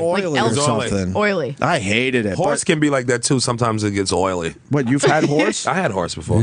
There's a restaurant in Astoria called the Thirsty Koala that sells kangaroo, which is like Australia's People deer. like Where'd you that. have Yeah. horse? They sell down south. Oh, sorry, I'm a street guy. I'm thinking heroin. Sorry. Do you ever go on like Omaha Steaks website or any of those like if I ordered someone like steaks for a holiday thing, Yeah. but you go down a little bit sometimes on some of those websites and it starts to get into like weird animals. You're like, Yes. do I send snake? Like, do I make it a special Christmas? Like, there's all these. There's always options. I'd try snake. Yeah. For some reason, I would try that one. If you fry it up, you I eat don't it. know, I would try that. I would try Yeah. alligator. I had alligator nuggets before. Yeah, it's all right. Yeah. If we're eating crawfish, those are disgusting. We eat those. Yeah, crawfish is just as nasty. Is he right outside? And roachy. We got Yeah. Robert. We got It's Robert. disgusting. It's Klein. water roaches. It's water bugs. Yeah. I just got to know we got Robert Kline early today. Yeah, we'll bring him right in. Cool. Yeah, Omaha Steaks though. That's great. That's great to send to people. That's It's easy. if any It's an guy, easy gift. send them that. Yeah. Easy. Doesn't matter what it is. I Who might doesn't throw- want steak? I might throw snake in next time. I didn't even realize. Snake I never. steak. Mix it up. Yeah. Wow, Robert Kline just walks into our studio. Big time. Are you? He's kissing Jimmy on the head.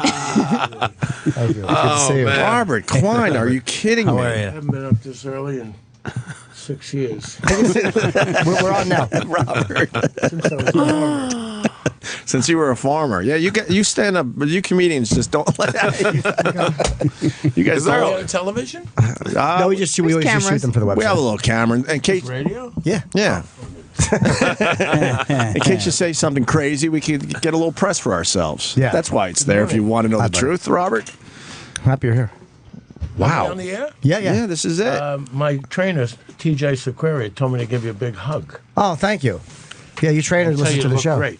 Thank you. Yeah, Jimmy looks wonderful. He used to look like Sluggo from Nasty Comics. Yes, he did. I always thought he was Sluggo. And why I read that comic, I have no idea. It was the unfunniest thing in ever lived. Well, you got a lot of comics in this room, Mr. Klein. Sherrod Small, all really funny. Jesse Nice to meet Joyce. you. Nice to meet you. Iliza Shlesinger playing Caroline's this weekend. Aha, Jesse. Jesse. Yeah. I read The Amorous Busboy of Decatur Avenue. Did you? I did when I was like I think in high school or middle school, but I read it. I'm just putting that out there. I read his book. But was it good? She didn't say it was a good It book. was good. Of course it was good. There's always that question afterwards. Yes. It was so long ago, but I was given that book. I think my dad gave it to me. You So remember? you just read these things. Yeah. People give you funny people's books and you read them. Okay. So yeah. And you liked it? I did. Well, I was so long ago. I was literally, I think, 6th grade, but I did like it. This is an advanced reader. It's full of sex. Well, you go up in Texas, people are like, she's funny, give her something else. There was no textbooks. So Right. they were like, here's some funny Wait, there people's really books. is a lot of sex in that book, and you read it in 6th grade. I read it. Well, I am the amorous busboy. What was it about? A few episodes of my life in the Bronx, and then from the age of 9 to 25, I get left at the end of the book in the hallway at the Beverly Hills Hotel, not knowing if I'm going to have a career. But there's some good stories in it, like saving Rodney's life, Dangerfield. Wow. Wait, could you tell that story? Of course. No, once it's written, he can't. No, he was done. Well, sometimes people go, read the book. He was my Yale Drama School for comedy. I know our styles don't seem alike, but I was in a Broadway show at a musical, and I went down the Improv with the second time I went with a 25-pound tape recorder. I saw Joan Rivers and her husband using a tape recorder, Edgar. Mm-hmm. And I went down there, and this guy came. I did very well. Alan Alda, the star of my show, came, and a few of the cast. I'll tell you, And he started. So what happened is I followed him around everywhere. I learned the techniques, So we had a gig in Cape Cod, in Buzzards Bay, a very famous sailing place. And we go up there, and I'm just trailing with him, and it's like 35 knot winds. It's like a hurricane. He goes, I'll tell you, man, let's take out a sailboat. Sailboat? What do you know about sailing? What's there to know? It's a fucking wind. So I notice no one else is sailing. The people are in shelters. FEMA's giving out donuts. And this guy wants to go sailing. So he gives the boat boy, his kid from Boston, he gives him $20. He says, come on, let's take over.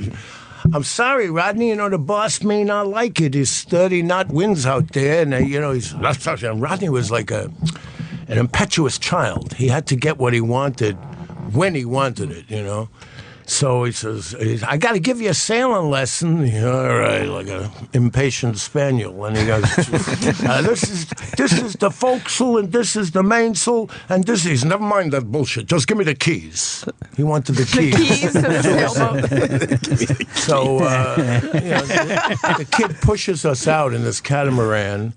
And, in 9 seconds, we're 1,000 yards from shore. There's a wake behind the catamaran. You could have water skied behind it. And he's in the front in ecstasy with, pulling it. He often, had this fidget with his tie when he wasn't wearing one. He was bare-chested. He goes, I'll tell you, this is too fucking much. I'll tell you, this is too. And like a dog with its head out the window on the highway. He was in ecstasy, and he suddenly, impetuously, he's a 2-3 foot chop. He goes, I'll tell you, man, I'm going to take a swim. Rodney, don't do.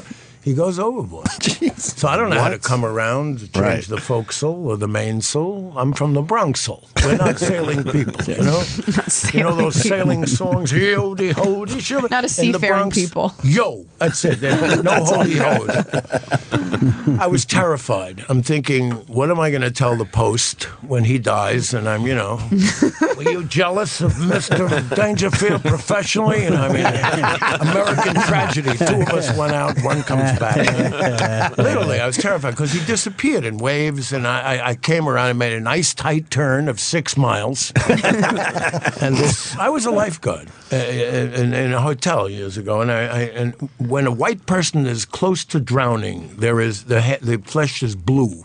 A blue claw comes over the boat, and he came in, and even drowning, he sounded like Rodney Dangerfield drowning. But he was very close to giving up. He was 2 packs of Marlboros a day. Right. He was in horrible shape. And that is a true story. What year was that? Would have been early 70s.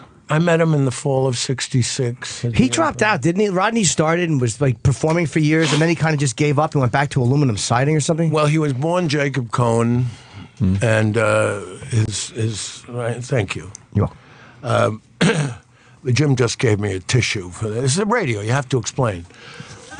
Anyway, you don't have to explain that. Explain that noise. Yeah. His father was named. He changed the name to Roy, Phil Roy. He was in vaudeville for a while. Then he deserted. Rodney had the most horrible childhood, and he was a comedian called Jack Roy, and he was starting to get pretty good. And he married this singer, and she said, "Oh, let's quit this horrible business." And he didn't really want to, but they both quit. And that's what pussy will do to you. Yeah. Huh? That's what pussy will do to you. How old was he when he your quit? life direction. That's right, Jesse. I think when he came back as Rodney Dangerfield, he claimed to me, by the way, that he found it in the Manhattan Directory, the name. Wow. He was playing a club in Washington Heights or something. He couldn't keep out of it. He wrote jokes for Jackie Mason and. Thank you, Mr. Campos, and also for Joan Rivers. Right. He just dabbled, and then Rodney was really brilliant. He was a high school educated man, but he began by canvassing. His friend was in the aluminum siding business, Joe Ansis, who was I knew Joe. Yeah, Joe was a very hilarious aluminum siding guy, and he was one of the best. He was. Yeah, but that was just funny how you said Al Goldman wrote a New York article, "The Real Lenny Bruce," because he was they were all friends with Lenny Bruce. Okay. And anyway, long story short, he became he started knocking on doors as a canvasser, the lowest end of that business. And in 2 years, Rodney had owned his own business with 50 salesmen. And then there's a picture of them all being loaded on the Daily News into a police van because they violated some federal law, but the charges were dropped. So he came back kind of late. he was in his 40s or something when he quit. was. Yeah, He was. And his wife, Joyce, was said, she was kind of mentally unbalanced and... Women. Went, boy, you got a misogynist don't you? You're the cause of everything. Pussy will do that to you. Women. You should hear his theories on 9/11. It's really creepy. Bad breakup. Are you referring to punkies? That's what my mother called punky. Punky will do that. I had a pookie, my sister had a punky. All right. And she had toddies, and mine was smaller. That's the kind of language I was brought up in. So this is where it all happens, Yes, huh? this is it. And you're the one that didn't get arrested, right? Yeah. I survived. Something at St. Patrick's Cathedral? Oh, that was warm. That was back in that was I'm way behind. 2002. 2002 was the big. Well, they want you to procreate in that church, right? I don't think that's hypocrisy. That was a big deal for us back in 2002. That guy's dead. He died of a heart attack. I forget what his name was, but like around 2004 or 5, I think. Yeah. Or maybe it was while we were off the air. It was when we were off the air, definitely. He died of a heart attack. Yeah, he was. I don't know what he was doing, but he's not alive. I don't know the story. We didn't know him though. He was just a They had fan. sex in St. Patrick's Cathedral or something? We were on Fans? We were on top of our game when we decided to have couples have sex all over New York City, and Paul Mercurio brought a couple to St. Patrick's Cathedral, and there might have been some butt sex in the lobby. It was the butt in the sex they had the issue vestibule. with. Vestibule, yeah. But honestly, the guy even said, "I don't know what I really saw, but get the fuck out of here." And then the press picked up on it, and then at the top of our careers, we were let go, and we've been trying to get back there ever since. Yeah, Back to that acmatic point. Yeah, we were doing very well in 2002. It wasn't a gain in some. With all the publicity, it was bad. I mean, it helped us in the end. Yeah, even bad publicity helps. It was a slow news week, though. So what happens when there's a slow news week is they just harp on it, and once they start harping on it and it becomes the main story, you got no shot because the people panic behind the scenes. And the problem is that the company never fired us. They want to really hurt us, so they put us on the beach, as they say, and we weren't allowed to do anything for 2.5 years. But you got paid. Yeah, that part was nice. Well, I've heard it was nice. Well, I didn't get paid. 2 out of 3 got paid. Yeah, him and Anthony got paid. Awkward. Yeah, I didn't get paid. They spanked you, Jimmy. Yes, they certainly did. He had paperwork that was in his mailbox that was supposed to be signed. Right. and it was never signed. I signed it, but the upper management hadn't signed it and yet. the guy works here, so yeah. Oh. Yeah. You know, I thought this when Mel Karmazin was here. You know all these guys. Well, Wow. I knew him for he was program director at WNEW. When I started, my first album, Child of the 50s. Well, that's not when I started, but my first album was in '73, Child of the 50s. Yeah. Nobody played comedy albums, so this progressive rock, WNEW in New York, the one in Philadelphia, the one in Boston, they began to play it. And he was sort of a fan, Karmazin. I saw him on the street a couple of years ago. He's not here anymore, right? No, he's not working. But, I always thought Karmazin will come through. Sirius Radio has a technique for getting customers. That is mailing you 365 letters a year. That covers each day. $4 for 6 months, $7 for 8 months. You can't keep track of their no bargains. charge for 2 years. Yeah. With a charge. You just add them all up and you just have free radio. That a Buick. It is a Buick. Leave me alone already. They seem to like them. They like a good mailer. You know, I hadn't talked Mel about Karmazin, commercials there in a you long go. time. I see one where this bear gets his ass inspected at the airport. I didn't see this Did you one see yet. that for No. Sharman? No. You're clean. Yes. I did not see this one yet. It's like an Disgusting. NSA worker or something. Well, yeah, there's a bear family going through the airport and they check their rears to make sure they wipe. Look how carefully they check their real end. Because I don't want to be He's been misogynistic in saying front of pussy, pussy. They check their rear end. To get selectively polite. They check their bear asses. I was eating at the time. I was eating at the time. I don't care about a bear's asshole, whether it's at the airport or not. Plus, I wouldn't even let a bear on a plane if you want to know the truth. Would you eat bear asshole in a restaurant? We were talking about eating unconventional animals before. Yeah. This is a pretty blonde woman talking dirty like that. See, now you're coming on to her when she said, but I'm an asshole. I'm old. Yeah. Why are you surprised that a pretty girl could talk like that? Thing here. What do you want to know about old age, boys? I just repeated what you guys said. I thought it was a good question. I'm one of the few Legitimate. comedians that has made it to old age. Yeah. Comics either live forever or die very young. Got Yes. a very good point. Yeah. Either Irwin Corey, Right. who is slightly demented, collecting nickels on 37th. I'm bridge opening for him traffic. next week. Either him or, everyone else. Patrice and Greg, who died in their early 40s. Like, Yeah. you either. Brilliant guys too. There's very few, like 55 or 60-year-old comedian deaths. Very old or very. I tell you, Yeah. Robin, that just surprised me because Robin, we had the same accountant. I mean, the same accountant. I know him for 45 years. We had the same manager, not 45, 40. He's a great actor, as my accountant reminded me. Oh, yeah, fine. He went out for dinner the night before. I had a long talk at the SNL thing with Billy Crystal. He was very depressed. Only a few people knew it. Yeah. I think since he had his heart operation. Joan Rivers, that's the way to go. Propofol, you never know what hit you. Your career is going great at 81.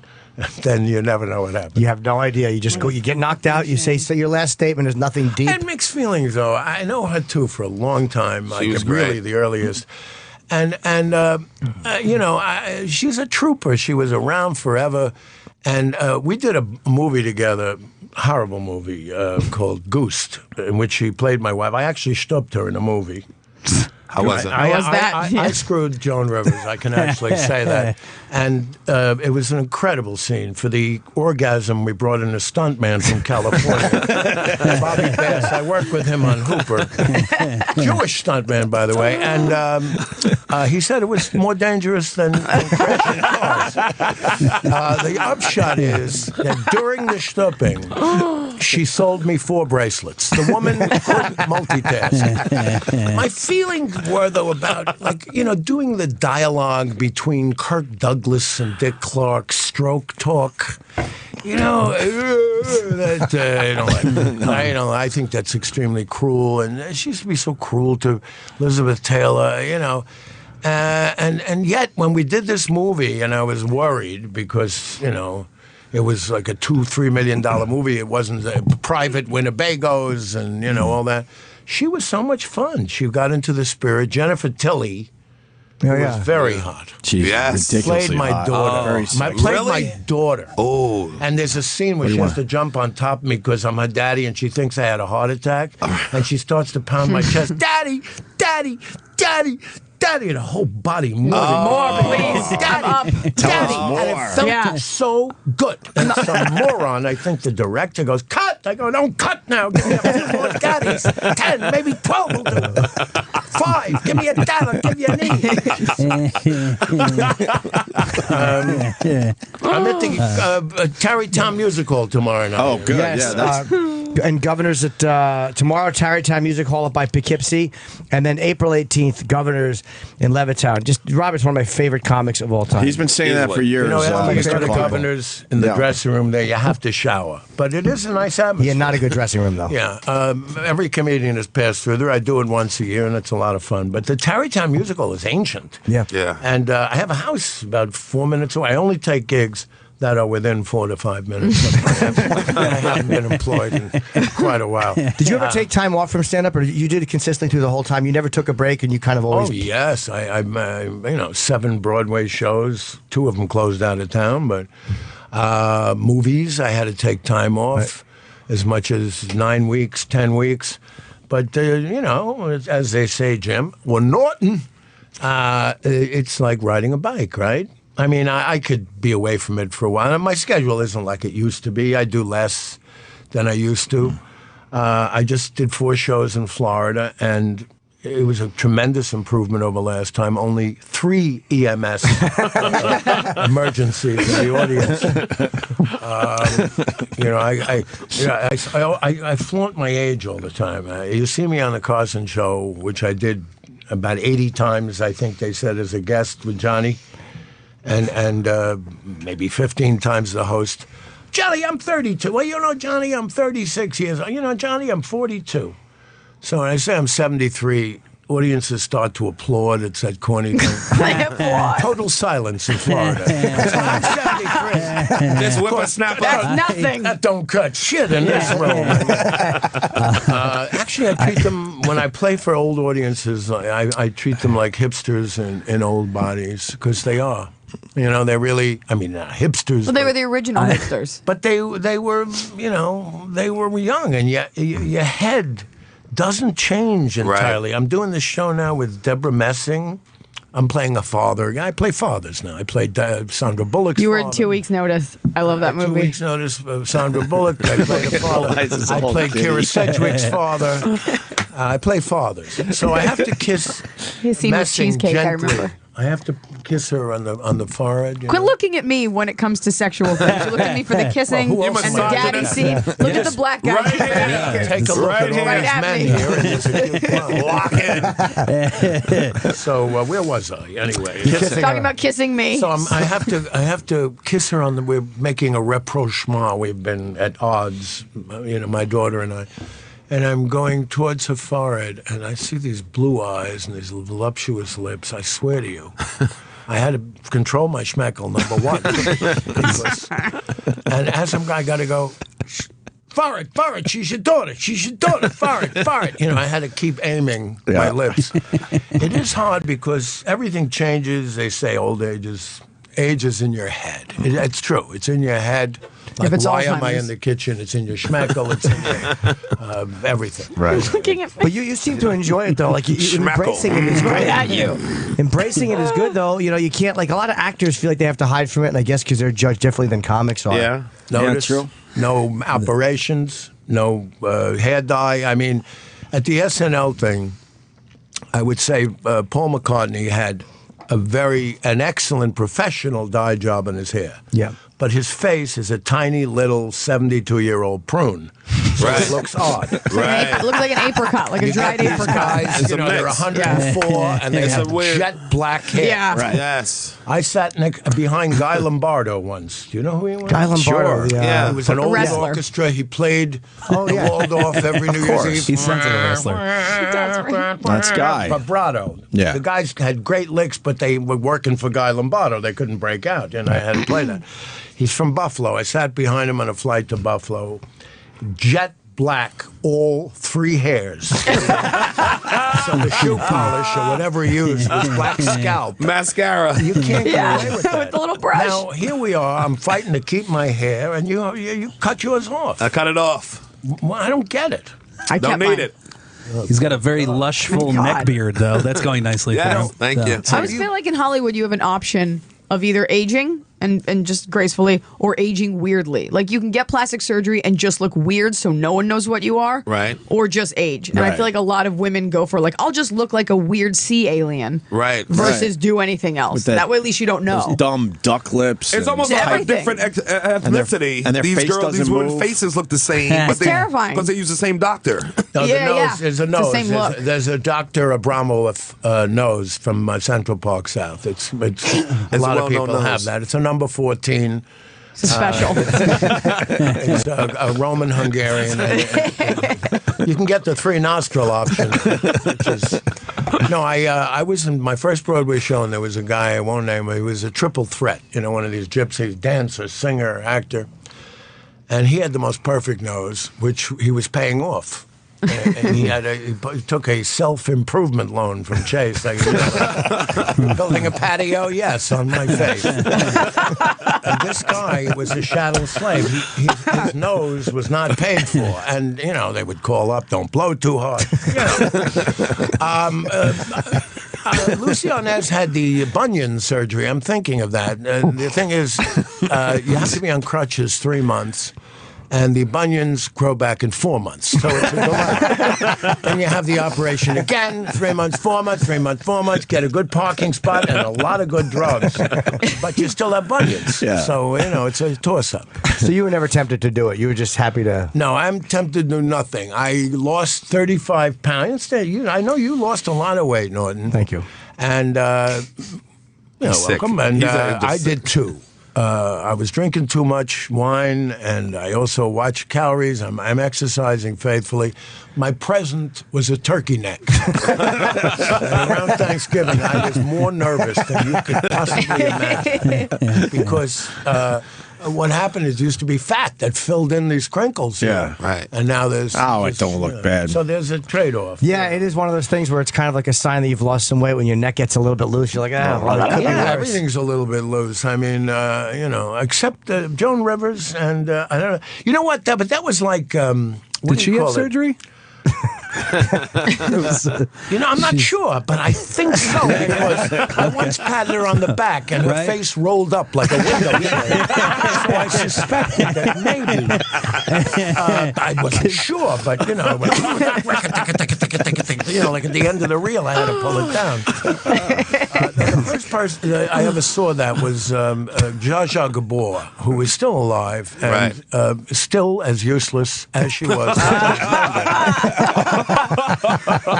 No, and she was, forget it. She got arrested in Beverly Hills years ago. She was driving in a Rolls, with a half a bottle of whiskey, and they stopped her, and she said, "Fuck you, I tell the Reagans on you." With a Hungarian accent. She smacked this cop. If she had been in the Bronx on the why of the fuck you, she would have had 6 bullets in her. She reached for her wallet, 9. You ain't gonna tell me. Right. So no one has paid attention to her for years, and every day they're at the Beverly Hills, that beautiful building in Beverly Hills, the courthouse. And she's going, and she loves the attention. And finally, her lawyer tells her, "Zsa Zsa, you could go to jail for this. You would, and she wants to have. She asked for community service. She actually suggested she wants to teach disadvantaged young girls how to put on makeup. This is her idea of community service. All she knows. And she's afraid of going to prison because she's afraid of getting sexually assaulted. I mean, it was really sad. I mean, you take a look at this woman.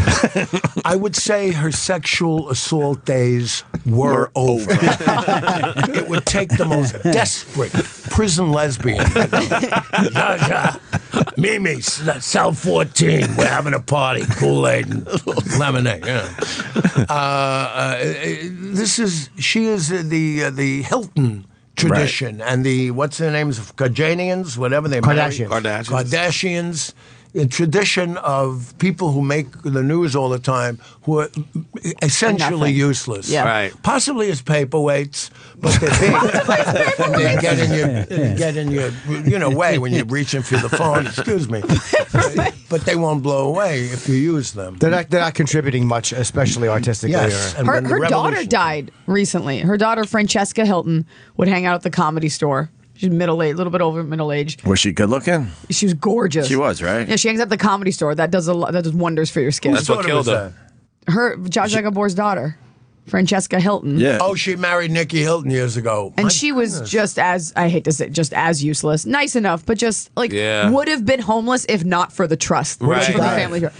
I'm not positive. Oh, okay. But this was so sad. The only clip you could find online is like this raggedy TMZ camera where like following her like 5 years ago when her mom was admitted to a hospital, and it was just her wandering Beverly Hills looking for her mom. Like zero claim to fame. Such a waste when you have all the money in the world and that family name. And the best you could do is a Comedy Store. Yeah, What? she has no She legs. I is, think her legs were. They keep chopping body parts off. Yeah. I know there was one leg And taken. no one could see her. No, but I have reason for having contempt. Years ago on the Mike Douglas show, you know who Mike Douglas? I love Mike Yes. Douglas. Yes. Well, I didn't love him, but I discovered Michael Keaton. I had a pilot in '76 at Paramount called Klein Time, very modest. It's like a Monty Python. Peter Boyle, Madeline Kahn, my guest stars. They were both my best friends. Both dead. Wow. They were my best friends in Children. Anyway, we looked for a little cast of 4, and we saw this kid doing stand-up in Santa Monica. His name was Michael Douglas. And it was Michael Keaton. He had to change his name because there were enough Michael. I was on the Mike Douglas show many times, and one time Zsa Zsa was on, and this young community organizer, black guy from Philadelphia. I like how you pointed to me when you did that. You know him. Black guy from Philadelphia. He's just pointing at And he's a great kid. 25-year-old guy. He's building stuff, community organizing, and they need another 100,000. They're going to finish this. And it was all legit, And the audiences, little ladies from Philadelphia with shopping bags before he moved to California. So this is what Zsa Zsa does. When the guy is saying, he said, we need 100,000 more, and we'll be over the hump, Mike. And the kid's got a great personality. She goes, well, I have a ring worth, and she calls the camera over. I have a ring worth 100,000. I'm not going to give it to you. And she calls the camera in for a close-up. Oh my God! I also know that when she played dinner theaters in the Midwest and theaters, she had anybody, all disabled people, wheelchairs, everything out of her sight. She wanted them out of her view. So she's a pig. And now she's legless. That's a legless. I guess I. Wait, she lost her legs? Did we make that up? No. They keep lopping off a body part. Yeah, it must have been. I think it was Vietnam. She got took some artillery. Were you on the Mike Douglas show? It was in '74. I don't know. I know Toady Fields was on this one. Were you Speaking of lost legs, she lost a leg at the end of her life from diabetes. Yeah. Were you on when Kiss made their first appearance? Were you on that episode? Well, I saw you on it might not have been that one, an old Mike Douglas episode. I don't know. But my record company and my friend Neil Bogart created Kiss. I mean, you knew Neil Bogart? Very well. My first 2 albums were Neil Bogart. And Kiss was not happening. And he had Kiss contests in Florida, and you kiss me and I'll kiss you, until they forced it. And what's his name? Who leads the Gene Simmons. And I loved him in Spartacus. He was great. They disguised him as a beautiful English woman. I'll tell you what devotion is. I had a radio show in 78, 79, for DIR. I had combinations on. We're in front of an audience. I had Rodney Dangerfield and The Who on the same show. Wow. He never heard of them. And he goes, the who? I must be the what? And we had Ringo, and Kiss came on in costume for a radio show. I'd say that's devotion. Yeah, absolutely. Yeah. I mean, they just, commercial. I don't know. You know what? I was on with the Rolling Stones on the Ed Sullivan Show, and I didn't remember because I was so nervous. I did 6 Ed Sullivan, the hardest show in the world. No sweetening, no attention. Really? And I didn't even remember that. What year was that? They went on, I don't know, in the late 70s. Okay. Mid to late 70s. 70s or 60s? Because I saw... 60, it wouldn't have been 60s, I don't think. Let's see, I got it signed with Rollins. It could have been 69, 70, 71. You know what? I don't even know. I have to look it up. They were performing, and then you had to follow them? Is that well, how they that were on went? the same bill. Yeah. But I paid no attention. I was too nervous myself. I didn't care But about he's asking, like, if they went on and you went right after. I don't think so. Oh, I think I went on after Poopy Poopy Papi Campo. One of those things. I used to have these. You know what? It was the most honest vaudeville because there were no sweetening. There was no nothing. And you know, backstage you'd have a ballerina performing at the bar, exercising, a dog act nipping at you, you know, Senor Wences warming up. It was a real combo, and that's the same theater where Letterman is. You know, this big cavernous theater. And you said no sweetening, so if something didn't work, they didn't fix it in post. They just let it not work. They did not Just let fix you it. die. And when I look at my appearances now, I'm amazed at the number of laughs. Rodney used to say, when they had 2 or 3 comics on one show, he says, I'll tell you, these comics, you know, they hope the other one does fair. You know? I mean, it was really, really tough. But then they had some like Simon and, not Simon and Schuster, Wayne and Schuster. That's Rosie Schuster's father. That was what's his name, Lorne Michaels' first wife. I saw her at the party there. And they had Claire and McMahon. They were good writers, but they were really lame acts. You know, they had animals. They load in horses and occasional elephant. But you know, that was show business, and that was the tops. Now you have all these choices, and we couldn't say anything. You know, if I could have a recording of the discussions I had with Freddie the Cordoba, who produced the Tonight Show for years, you can't say that, and you can't say. What was something that that was mild that you thought that they should let you get away with? Well, I called what was his name, the vice president, Spiro Agnew. He pled nolo contendere, you know, no contest. I called him a crook in this routine, and he goes, "You can't say that. I'll sue you." Oh yeah, he's going to sue me, man. Yeah. Turns out it was his friend. Or his buddy, you know, or you know, risque, anything with words. They looked at every word, you know, and now it's look. I have not. Profanity is part of the language, and a great novelist would use it. It's part of the language. I guess what I object to is that it's become colloquial in everyone's act. It seems like every other word. And it still shocks. It's still good for a laugh, you know? Right. But I started in the most primitive times. I mean, where everything was, you understand, of course, that in movies and television, you couldn't even a married couple in bed together. Right. The word pregnant was removed from I Love Lucy script.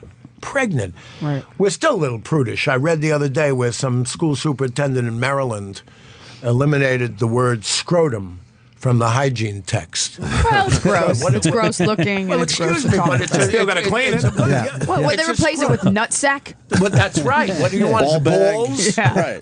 Ball sack? Yeah. Right. And he was a hell of an author, too. Honoré de Ball sack. Baby I read bag? everything he read. We're still half prude and half the other way. We're slowly going back to that, though, Mr. Klein. We're starting to ban Please words. call me Robert. Robert Kline. Can I call you Opie? Yeah. I loved you on that show with Andy Williams. Good old Andy Griffith. Ron Andy Howard. Williams. I think we have puritanical roots in our country, even with alcohol. Like, you can't buy it on Sundays. Right. In some places. It's ridiculous. It goes back and forth. I mean, I think that people forget the narrow window of just the, like, whatever their lifetime is, and they see how it shifted, and they're like, it's so much less concerned. But, you know, I was just in Deadwood, South Dakota a couple weeks ago, and I went to this old brothel, and they had the menu of the brothel from 1877, and it's like ass fucking $7. You know what I mean? Like, it was amazing. Yeah. And it's like that's gone up. What an amazing deal that used to be, right? But and it was the most graphic. They weren't shy. It's South Dakota. Are you sure it was a human ass, just not a donkey? So they read the same language, huh? Yeah, I mean, like worse. Like it was just like, you know, like I want, you know, like do not try to let the girl suck your prick. prick unless you fuck her face and ass first. Like it was like really super graphic. Really sage advice. Yeah.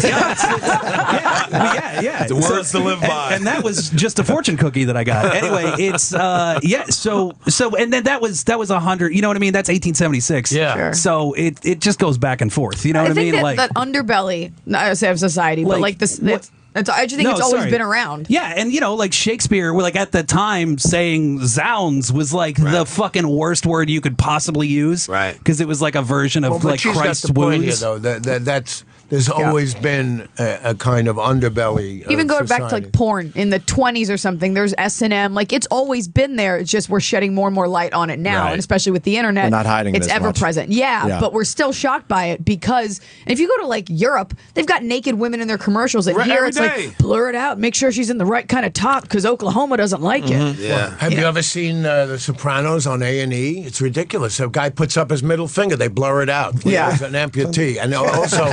The F word becomes forget. Yes. Forget you! Forget your mother, you mother forgetter! The missionary thing. Who are you fooling? I know. That show did incredible trucker. numbers when it was on HBO, so we're not bothered by the language. It's insulting. When I was growing up, they insult us as an audience to do that. Yeah, Yes. when I was growing up, I was watching Sex in the City like the second time around, and I would catch it on TBS. Yes. We didn't have HBO, and I didn't know all the graphic stuff that had been edited out until somebody gave me like the pack of DVDs for a present. I watched. I was like, there's so much fucking and nudity and like all this like salacious stuff, and I had no idea. My girlfriend, whenever I watch Sex and the City with her on TBS, and she'll be like this, right there, they cut out the dick. They put a dick in the face. I had no idea. Yeah, it was ass fucking right there. They took it out. Oh, really? So much I'm of like, it. What? Wow. Tits everywhere. It's like 15 minutes shorter episode. Totally. It's and crazy. so much more boring. Yeah, I they feel used so to show in a lied to. couple, when there was any kind of stupping in a movie, the camera would go, there'd be thunder and lightning. A train going into a hole. Yes. That was a famous one. Or like a geyser coming up. And then you realize, oh, it's coming. Ugh. Well, I had that recurring dream for years of hot dogs chasing donuts through the Lincoln Tunnel. And I asked Dr. Joyce Brothers. She said I was hungry. Speaking of have a snack before bed. You knew Lenny Bruce, right? I did not know Lenny You did Bruce. not? Sadly. I never saw him perform in person, but he and Jonathan Winters were my two biggest inspirations for stand-up. I knew Jonathan blessedly in the last 12 years or so of his life. I spoke at his memorial last year. And his daughter sent me one of his airplanes. I have airplanes in my bedroom and my kitchen, too, and he has them hanging in all of his bedroom. And Lenny was... he had basically one or two champions, one of whom was Marty Garbus, First Amendment attorney, who I saw at that... the opera, the controversial opera, Leon Klinghoffer is the death of Leon Klinghoffer.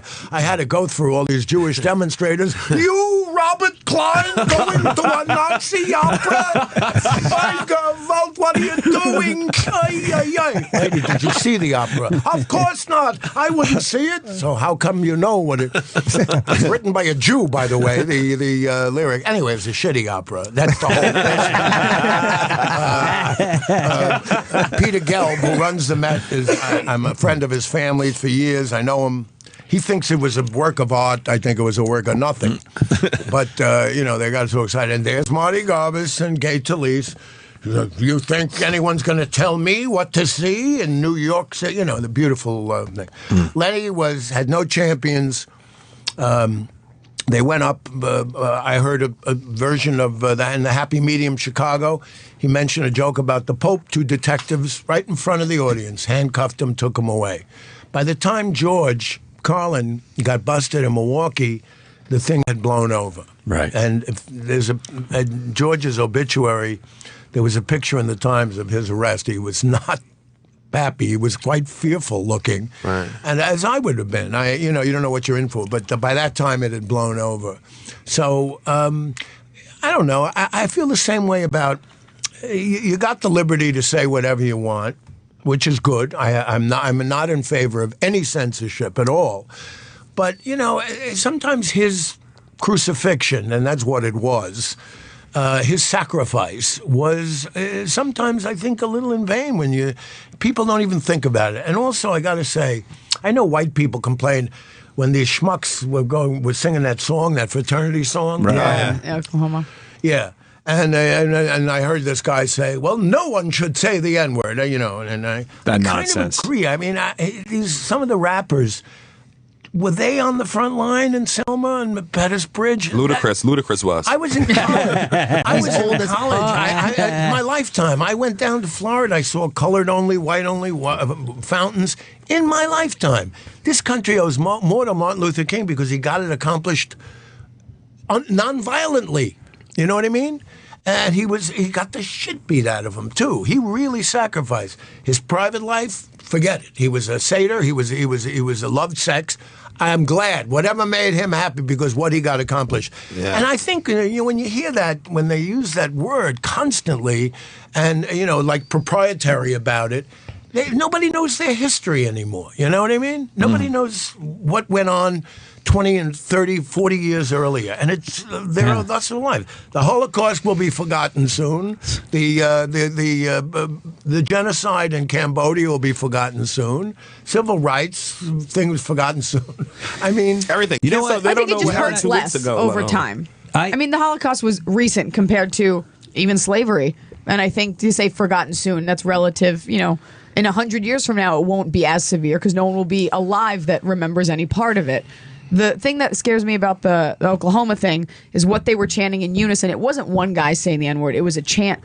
That's the kind of hatred that's insidious and taught by your family, by friends. Well, because that's not Oklahoma random. has like a really intense history of like the Tulsa race riots and all that shit. And like, I don't know if you know this. That speaking of like how words kind of lose their power.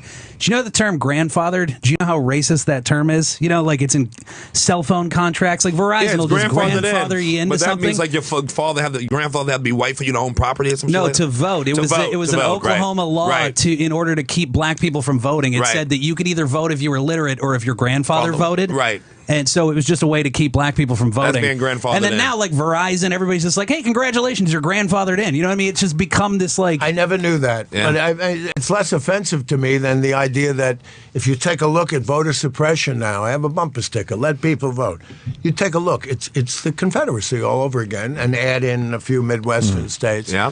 I mean, you can't get Americans to vote as it is. Right. What's the excuse for chomping on the vote? Go ahead. Ignorance. But I also think MTV had this whole thing, rock the vote, right? Trying to get young people to vote. Here's my thing.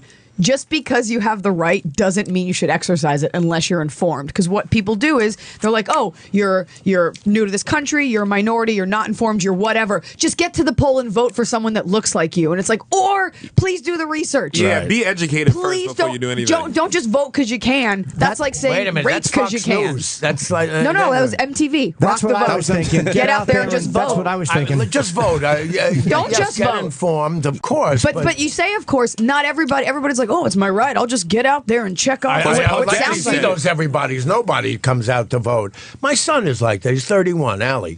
He's just cynical about. I mean, he's a good guy, but he looks at these clowns and he says, "There's no point to it." And then you're part of the problem if you do that. That's right. That's part of the problem. However, I think your state, like in California, our local elections, I think we had 9% voter turnout. It was like the lowest recorded election in state history.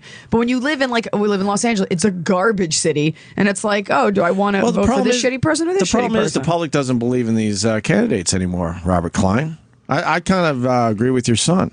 But They look like fucking clowns. But these then guys. the public, then you gotta run. That's True. how it fixes itself. I don't know how it Guys, fixes it's like itself. I always say, we have to make a difference. I say that all the time. What was your? It's true though. With this kind of appeal that Netanyahu had at the end, where all the Arabs are coming out to vote, is ugly stretch. But what no one recognizes is, yes, it is ugly, but it's the only democracy there that free people went out and voted. Yeah. And they voted for an asshole, okay, but that's their business. I agree. But that's the other thing, too. People don't know why they have these territories. As soon as Israel was created, it was attacked by every Arab country. And they had nothing. They had pistols and, nothing. And finally, they conquered some of this territory, and the move was to give it back over the years, and now it's calcified, and it's harder than ever. Again, that's knowing history. They didn't just walk in and conquer. It was given to them. Who was your favorite politician and why? What? Who was your favorite politician and why? Spiro Agnew? Roosevelt, probably. I just finished a wonderful book by Jonathan Alter, who you see sometimes on MSNBC. He's a brilliant guy, about the first 100 days when he came into office. The biggest depression, 25% unemployment, Apple selling, collapse of everything. This guy saved capitalism. And for years, it was a social contract in America that the government will no longer sit back and let you on your own. Like when Hoover was the last president like that. Roosevelt tried this, tried that, and now we have Social Security, we have all these things. You wouldn't think of, the government has grown as the country has grown. Maybe it's too big, but these imbeciles who keep taxes is a dirty word.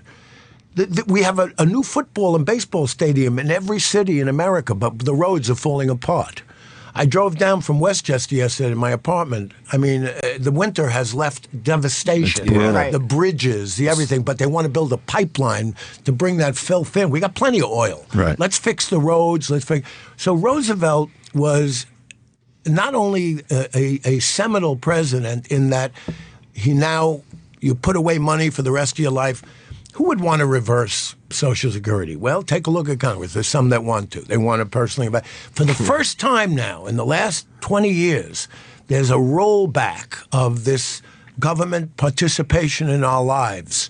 And look, if Walmart pays $9 an hour, these people get food stamps. We pay for that. Right. If someone doesn't have health care, they go to the emergency room. We pay for that. Yep. So in addition, then World War II capped it off because he had to drag a very reluctant country who had been in World War I, which was brutal. And then what was to come was World War II. So he was an amazing guy who was paralyzed. His legs were paralyzed.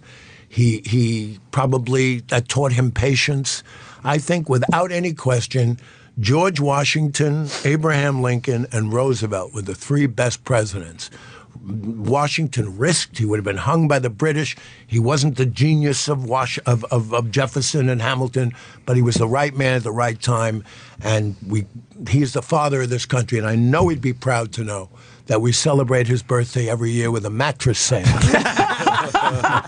And used car dealers. I'm Bill Duncan from Bill Duncan Dodge, and I got a George Washington birthday sale that'll knock your socks off, right, George? I got George here at the dealership. Come on here, George. You can come bring the kids now. You can play with this hatchet. Puerto Rican guy in a wig. Come on now. Come on down now. Right, George? That's right, Bill. I'm chopping down the prices on these beauties. It's a veritable cherry tree of savings. And I wouldn't lie to you. I'm the father of discounts. That's what we do, though. We turn. If I had to choose one in modern times, it'd be Roosevelt. And there's no guts and courage anymore. Well, that's my fault. But Eleanor, too, was a big benefit to. Yes, he was. Eleanor had to give up her career as a model to be the first lady. A question around race. Okay, good. I just had a follow-up question. Sure. You think it's possible for a guy to get into the White House and do what Roosevelt did?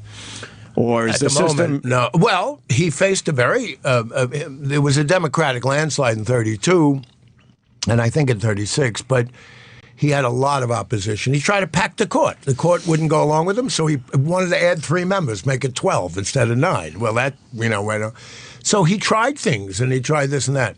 Look, there are about 50 members of the House of Representatives particularly who don't have to worry about getting reelected. They come from a very conservative place. And they were, you go in there, you give them hell, Never. Compromise is a bad word. I was watching Joel Osteen the other day, waiting for my car, and the mega church, and he used the word compromise. Don't hang around with the wrong crowd. Don't hang around with people that compromise. Now, he meant they compromise on what they want, their ambitions, but compromise is a beautiful word. It's what democracy is based on. It's clumsy, it's ugly. But you can't just smack your fingers and get things done. It's a process, and one checks the other. These people are willing to, to hold up the government for their own ideas. Amazing. Well, we're the laughing stock of the world. You have the Republican candidate. You ask him, believe in evolution? Well, I'm not a scientist. One more moron. I don't particularly believe I was descended from an ape. I think it's the ape that has issues with this dumb son of a bitch. We already did this with Spencer Tracy in Inherit the Wind in 1928. We're still playing out these fantasies. The Earth is exactly 7,212 years old. God created it at 9:20 in the morning. And dinosaurs and men lived and hunted together until 1982 when the Flintstones was canceled.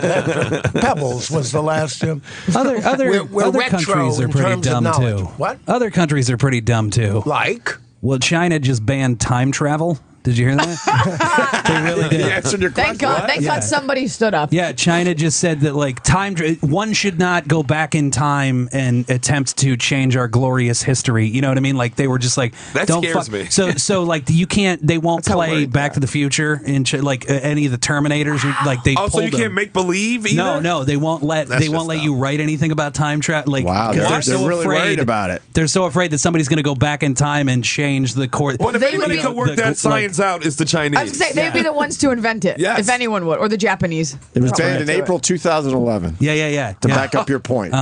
Yep. They make such good food. I just don't understand it. Well, we were talking about that earlier. I don't know about that. You got to go to the high-end places to make sure. We all thought that, look, the average person's, it depends. If you want to continue to buy a T-shirt in Kohl's, I don't get Kohl's. I went there to buy a shirt, and I bought a shirt and a tie and some underwear. I got the 20% discount for the Saturday. I got the 15 extra for the Father's Day special. I got the 7% extra that came in the back of the magazine. Added it up. I got 2 shirts, 3 ties. They gave me $4.20. No, if you want a T-shirt that costs $9, made by someone who gets 20 cents an hour, okay. How much more would we pay for a hamburger at McDonald's if they got medical coverage? 5 cents? 10 cents? I mean, it's a zero-sum game. Yeah. You pay less and someone else gets paid less. Right. So make up your mind. Henry Ford, a genius and a vile anti-Semite. He loved the Jews, didn't he? He's the only American in Mein Kampf. Did you know that? He's the only American mentioned in Mein Kampf. Hitler mentioned him? Yeah. That's a nice, a very, very nice He said, until my boy Henry Ford. After the war, his sons and everything went to the Jewish community, and no one would buy a Ford, and made a kind of rapprochement. It's the second rapprochement I've used in this country. I noticed that, yeah. Holy shit. But it's, Ford also sponsored Schindler's List when they aired it on TV. It was uninterrupted sponsor presented by Ford. That's right. They're like, we're so sorry. Here's your blood money. But Henry Ford did something revolutionary early on. He raised the salary of his workers way beyond any of the other automobile makers. This is in the early 20s. Why? Because he said, I want them to be able to afford to buy something. The only reason why the economy is slowly, grudgingly moving, because people don't have money to buy things. Right. People have 2 and 3 jobs. Yeah. And then they want to cut food stamps. Who's the recipient of food stamps? Children, which they insist everyone have. No abortions? Right. You have this child even though you're 14, and it'll go out in the world and you'll need food stamps, but I don't want to give you the food stamps. They love fetuses. They're nuts about fetuses. But when the fetus comes out, they're ready to turn. Like my ex-girlfriend. Why don't we call them post-fetuses? The one who gave you the Yorkie? No, other one. Another one. Why don't we call them post-fetuses, and maybe we'll like them better. Who is the victim of poverty? Children. What was your, off the subject, I've been wanting to ask you, what was your relationship like with Pryor? A wonderful relationship. We met at the Improv, I would say, around 60, very, very early. I went there in the fall of 66. I probably met him in the spring or fairly early. He would come in there. We would do improvs together, kid around. Some doo-wop with Danny Aiello, who was the bouncer. I would improvise a doo-wop song. Danny was the bouncer. Really? Yeah. The best I ever saw, because there was very little unruliness, the original Improv at 44th and 9th. But when there was... Yeah. He would come up, and his fist would be 6 inches from the guy's stomach, and he'd bend over, and they just take him out. Pryor was adorable. That's not the way you usually hear of him, but He was on Merv Griffin all the time. Merv Griffin had a show at the Little Theater next to Sardi's. It was syndicated. Woody Allen would make regular appearances, and Richard was collegiate. He had a sweater, and he was adorable, and he had to be clean, of course. And just like George's early career, hippy-dippy weatherman, this and that, his early stuff was funny, too. You're funny, too. And I'm not saying it wasn't funny afterwards. Of course it was. But he was sweet, and he had been on television a number of times already. I had not been on, except for the Ted Mack Amateur Hour in 1955 with my group, the Teen Tones. That's real, right? Yeah. We sang. I was in one of my specials, and it's in the Library of Congress. We sang "Sunday Kind of Love" up tempo. I want a Sunday kind of love. Burp, burp. Anyway, we were defeated by a one-armed pianist from Missouri, and that's for sure. So I would ask Richard questions, and about what Merv Griffin. He said, maybe he was the first one to tell me, watch out if you do Merv Griffin, he steps on your punchlines. He was such a nice guy. He was a trillionaire, and he loved his job. He loved his life, but he stepped right on your punchline. He had no idea. So Pryor was. We got to be very good friends. I once asked him, what college did you go to? And he laughed for about 5 minutes. He was brought up in a brothel in Peoria. And he... Ass backing $7, by the way. Yeah. He had an incident on 44th Street where he smacked his girlfriend, and her lip bled a little, and I said, hey, man, like I'm a conventional middle-class guy. The next day, I'm sorry, blah, blah, blah. He was with her. Nothing was wrong. So he had this kind of thing, streak where he got excited and he could be violent. Then I got married and I did a midnight special with Gladys Knight and the Pips in California. A lot of nervous Pips when they were given any lines. She was very generous to have all her cousins. Had no purpose whatsoever. She herself is an amazing talent. Yeah. So I drive out with my new wife in a convertible rented to the sea, to the ocean, out Sunset Boulevard. We're going to make a right and take the scenic route to San Francisco. I'm driving 5 minutes, and a Porsche passes me with some accountant driving. He looked like an accountant, and Richard in the shotgun. So I honked my horn, and he has this funny look, he's cute. He goes, like pointing, pull over. I pull over, tell him I just got married, introduce him to my wife. I go, my house is right here, you got it. My wife's eyes roll to the sky because she knows there will be a delay in the honeymoon. And we partook of Cavassier, that was his drink of choice, and cocaine. Wow, nice. That's my drink of choice. Yeah.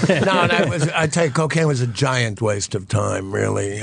We read Conan Doyle and Freud and thought that, it's only psychologically habit-forming.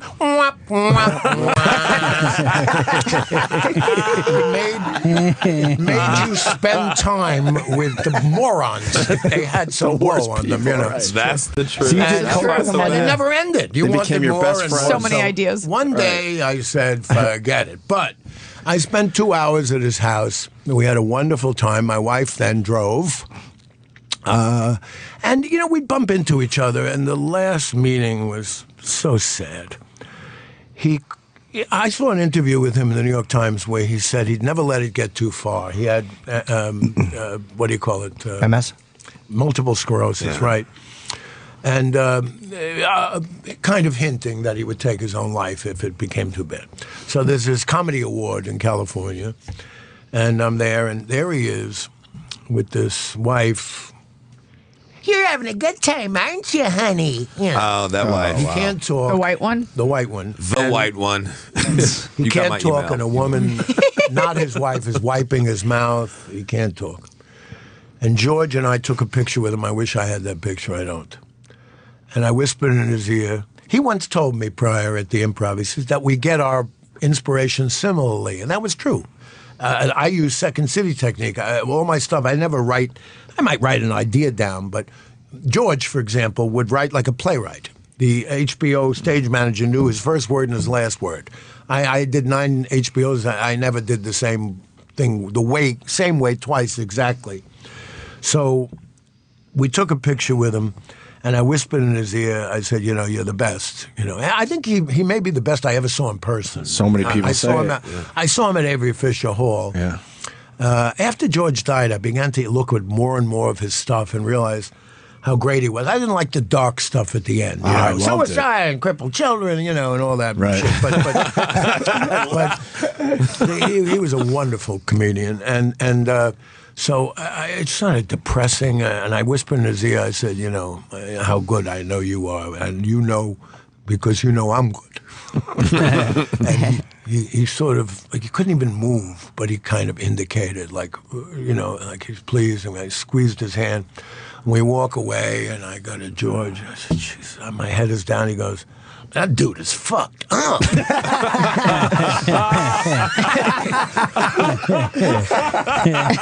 meant it sincerely, you know.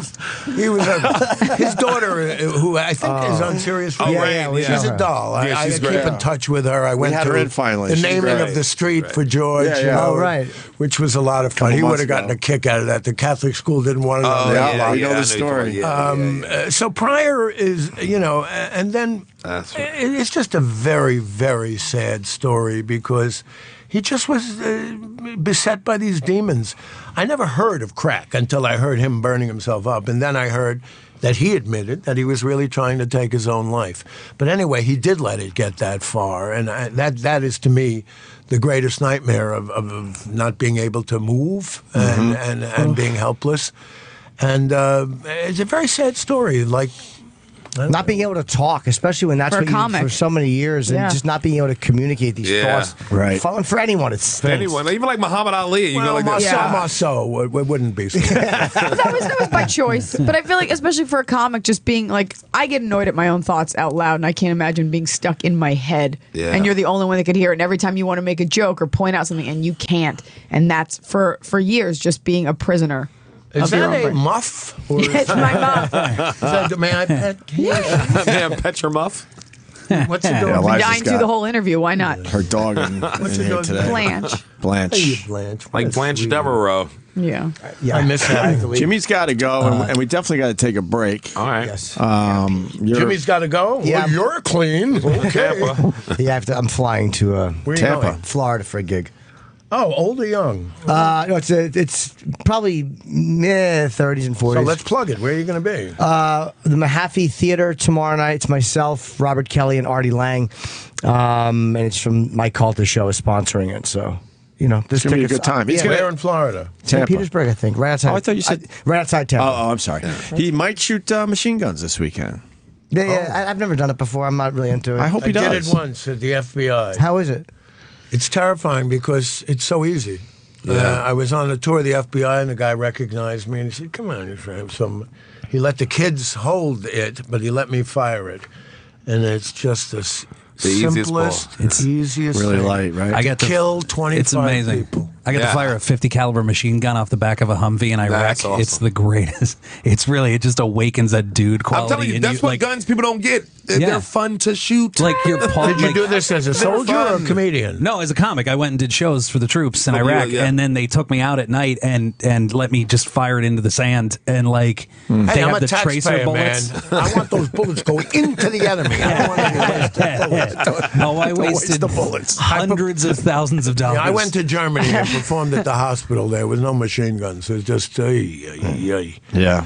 I will say, watching people shoot machine guns. I'm from Texas. I don't enjoy shooting guns. But we went to Afghanistan and they shot machine guns out of a Black Hawk helicopter. And the best part is I got them to do it. I was like, would you guys shoot y'all's guns for me just to see if, and they were like, oh, fuck No yeah. problem. And they shot Watch it. this. And I was so turned on watching them do it. So that I can only imagine how manly interesting you feel woman doing here. it. Eliza's the best. 14? I mean, She's you're all very right. young. You made several references to things that were only happened yesterday when you were a little girl. I found the book. And Robert will be appearing tomorrow night in Tarrytown at the Tarrytown Music Hall. And then April 18th at Governor's in Levittown, which is a great club. And just go to robertkline.com for the dates. Just one of the all-time greats. Still doing it, too. Yeah, one of my Hilarious. my oldest influences. My first influence is Robert Kline. Jimmy has brought this up a lot. Thanks, Norton. You're very welcome. a pal. I can back that up. You going to stick around or you got to go? Whatever you say. Wow, fuck. All right, Robert Kline will be here after the break with Sherrod Small and Jesse Joyce and Iliza Shlesinger. And I'll see you guys on Monday. We love you, Jimmy. Unless I die. Bye, Jim. We love you. Wow, And jeez. do a little, before I go on, I always say, oh, gods of humor, bless me this night.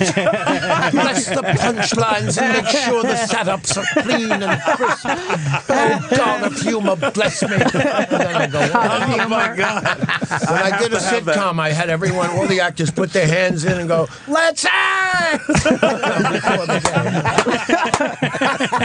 I like the spirit. This is Opie Radio. The show is back.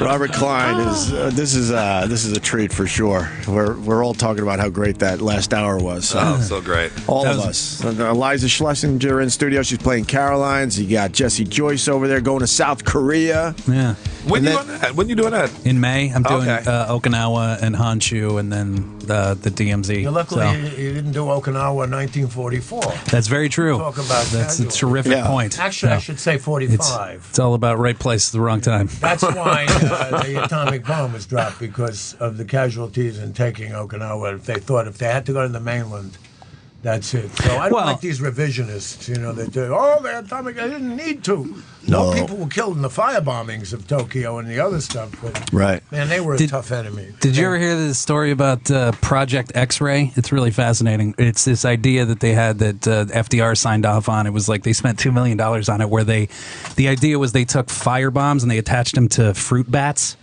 And the idea being that they would drop the fruit bats over Tokyo, and bats, their natural inclination is to just like fly into corners of buildings. Right. And everything in Tokyo is made out of wood and paper. And they were supposed to be like timed fire bombs, and they would all go off at the same time and just like burn Tokyo to the ground. That was the plan, and it worked flawlessly. Like, they had to experiment with like thousands of different breeds of bat. They just sat in the desert and just blew up bats for like a year. Awesome. Until they found the right size of bomb to size of bat, right? So they use like fruit bats, which are like the size of footballs, and like a bomb that's the size of a baseball. That's the worst case of BA I have ever heard. No, I swear to God, Bat this abuse. is Bat abuse. Right. Yeah. How did they save the bat? So- wait a minute. so That had to anyway- be a hefty bat, right? Yeah, well, so the fruit bats are like the size of a football, right? So that's the Right. size bat they used. So anyway, the part of the deal was that they would lower their body temperature, so they would hibernate, and then as they fell to the earth, they would warm up, and then that's how the plan was supposed to work. Right. But when they tested the plan, and by the way, it sounded so batshit, no pun intended, that they didn't want it to leak to the press, because if people in 1944 found out that like the government was spending The money blowing morons. up bats in the desert, they would freak the fuck out. Right. So they had to keep it really on the DL. So they tried this. They actually built a small miniature Tokyo in the New Mexican desert to set this plant and to actually experiment with it. And they sent everybody home on the base, because it was like a real need to know thing, because they didn't want it to leak what was going on. But the problem is they didn't account for the difference in the temperature between Tokyo and the New Mexican desert. Right. So the bats that they lowered their body temperature, they all woke up in the trucks and did exactly what they were supposed to do, but flew to every corner of this Air Force base and burned the Air Force base completely to the ground. And the problem is that the fire department was sent home, so because there was a need to know. So the Air Force base just burned till it was gone, and they like kept it real top secret, and they never told anybody, and like they canceled the project. And the dude who invented that, who came up with the idea, like to his death, like died furious, like claiming that if they'd used his bad idea, if they hadn't fucked it up, that it would have ended World War II a lot sooner. Like that they should have done that instead of the nukes. Do you know how crazy he sounds? Like this guy's for sure fired and homeless, and he's just sitting on a corner like, if the bats had been blown up like I wanted. Yelling at pigeons. So catch bats on fire. That's what I keep saying. Yeah, like, all right, here's a nickel. Yeah, exactly. I mean, Enough about the bats. Project X-Ray. Look it up. It's really interesting. I've never heard about this one before. Fucked up stuff happens in the desert. You ever just drive through the desert? It's just there's testing atomic bombs in like weird towns in New Mexico. Aliens, like weird shit happens in the desert. We got aliens? A lot of sand. A lot of sand. You think we got aliens, Robert Kline? No, I don't. I think no. You don't think they're out there at all? Of course they're out there. Okay. So yes, the chances. You don't think they're here? Nah, if they were in the here, building, why did, absolutely. They always land in the back when they always land in the backyard of some Ozark moron who just drank Sunoco 260 with his brother. Never. Yeah, they was green, and let them land on where Times Square. Wallace was alive. Right. I would have liked to see one of those. Come over here, you little bastard. Right. I mean, they always. It's never too incredible. Yeah, I it's like what's his name, the Amazing Randy. Who's an amazing man. We just had him in 2 weeks ago. Did you? We loved him. Yeah. It was An amazing things disappearing around. There's a rabbit stuck on it. I got a bent key because of him. No, he's like I can't get the key back. He bent your key? Yes, he did. And then he didn't bend it back, though? No, that son of a bitch. He's like Houdini was. He uses his magic ethically. He's willing to give $1 million to anyone who can prove the supernatural. Mm-hmm. Right. No one has won it yet. I just don't believe that. If they're here, they would. I mean, are they out there? Yes, they're out there. But what I was going to say about this, he was talking about that project in World War II. When people look at the world today and you see ISIS and you see all the chaos in the world, almost always having to do with religion everywhere, people say, oh, the world is in such terrible shape. Nothing compares to the fall of 1940. It's before I was born, but all of Europe was occupied by the Nazis. All of Asia pretty much occupied by the Japanese. And these were not 4th century filthy, violent, morons. Mm-hmm. These were superpowers with great weaponry, tremendous training, and an ideology that would kill everyone around them. The Japanese have been very slow to come clean about what they did. No kidding. The Germans have been wonderful about it. It's a completely different atmosphere. But all I can say is, what I mean to say is, if you read your history again, the world was a very dark place. Only England stood in Europe, and we hadn't entered the war yet. So this is nothing in comparison. And I might point out that since 9/11, and I'm a New Yorker, and I think it affected us more than anyone else. I never liked those buildings, but that's gone too far. Since 9/11, about 140,000 Americans have been killed by guns. Suicide, homicide, accident. So, that is a public health menace. I don't want anyone to get blown up, but someone's going to do it. Someone does it every day. Someone shoots 5 people every day. And in Israel, when a bus was blown up or a pizza parlor, in 4 days, that thing is running again. Are people scared? You better believe they are. But you got to go on with your life. You know what I mean?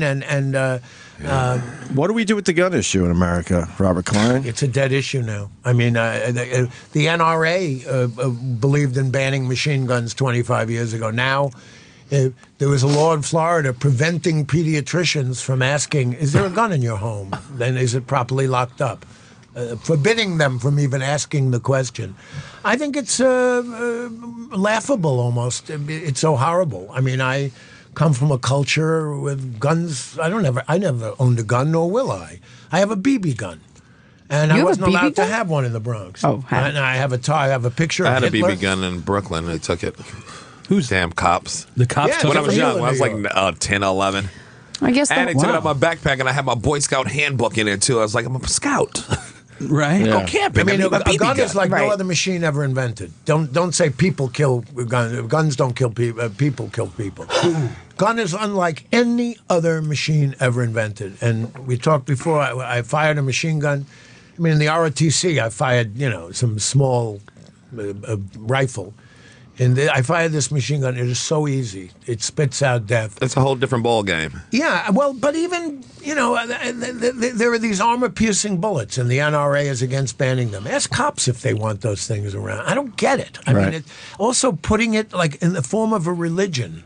Guns, God, and there's nothing glorious about guns. This isn't the open frontier anymore. Well, it may as well be. I mean, what about the Second Amendment people? It's our Second Amendment right there. There was a comedian, you guys might know who it was. Some kid, I don't think he ever made it, but he had a beautiful bit. It was me.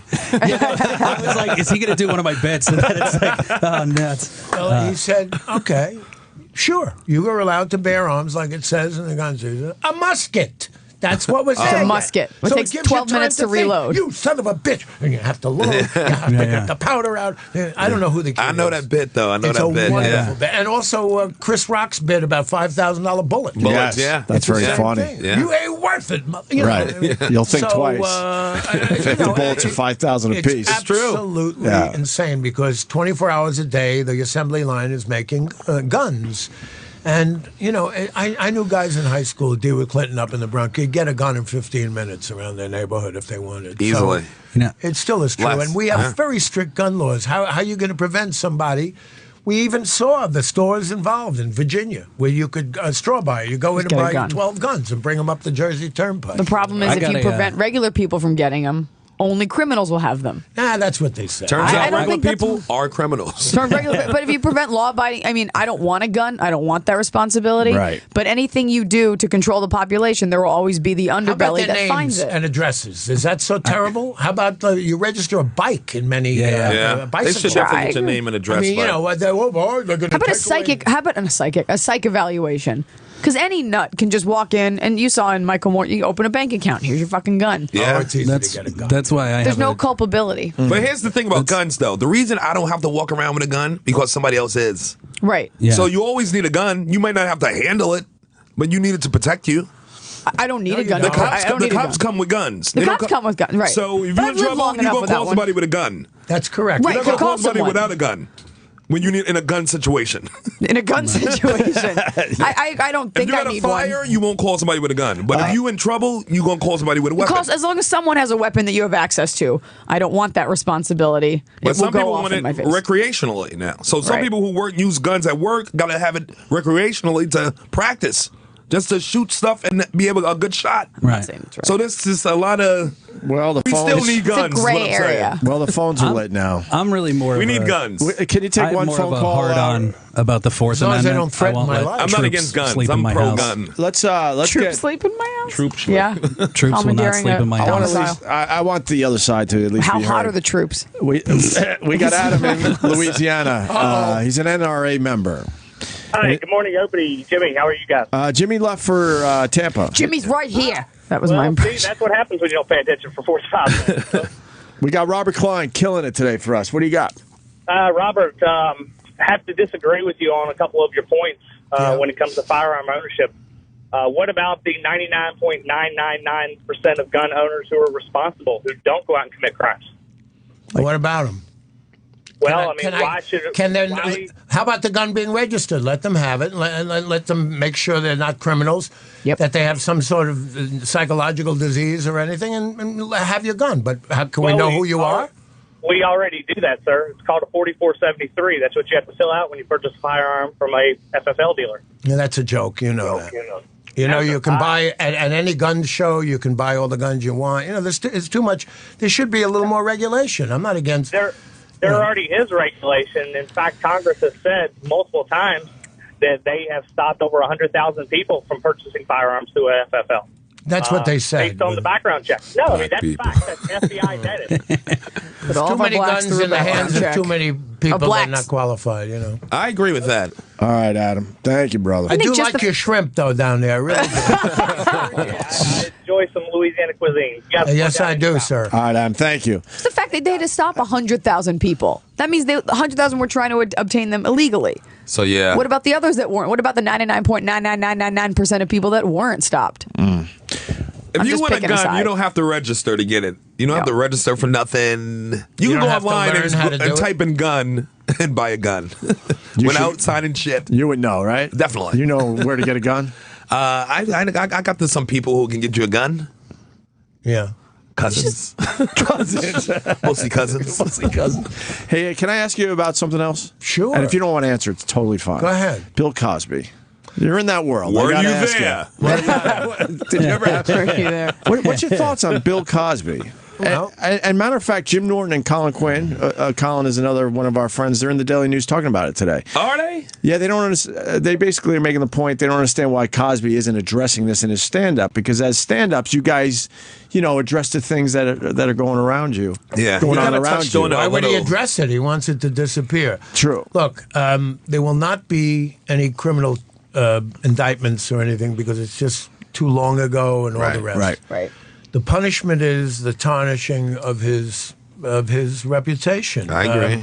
He has been a very good comedian, a good actor, a tremendous career. A good date. And 22 Frenchmen can't be wrong. I saw 5 women on CNN, their grandmothers, right. dignified women of substance.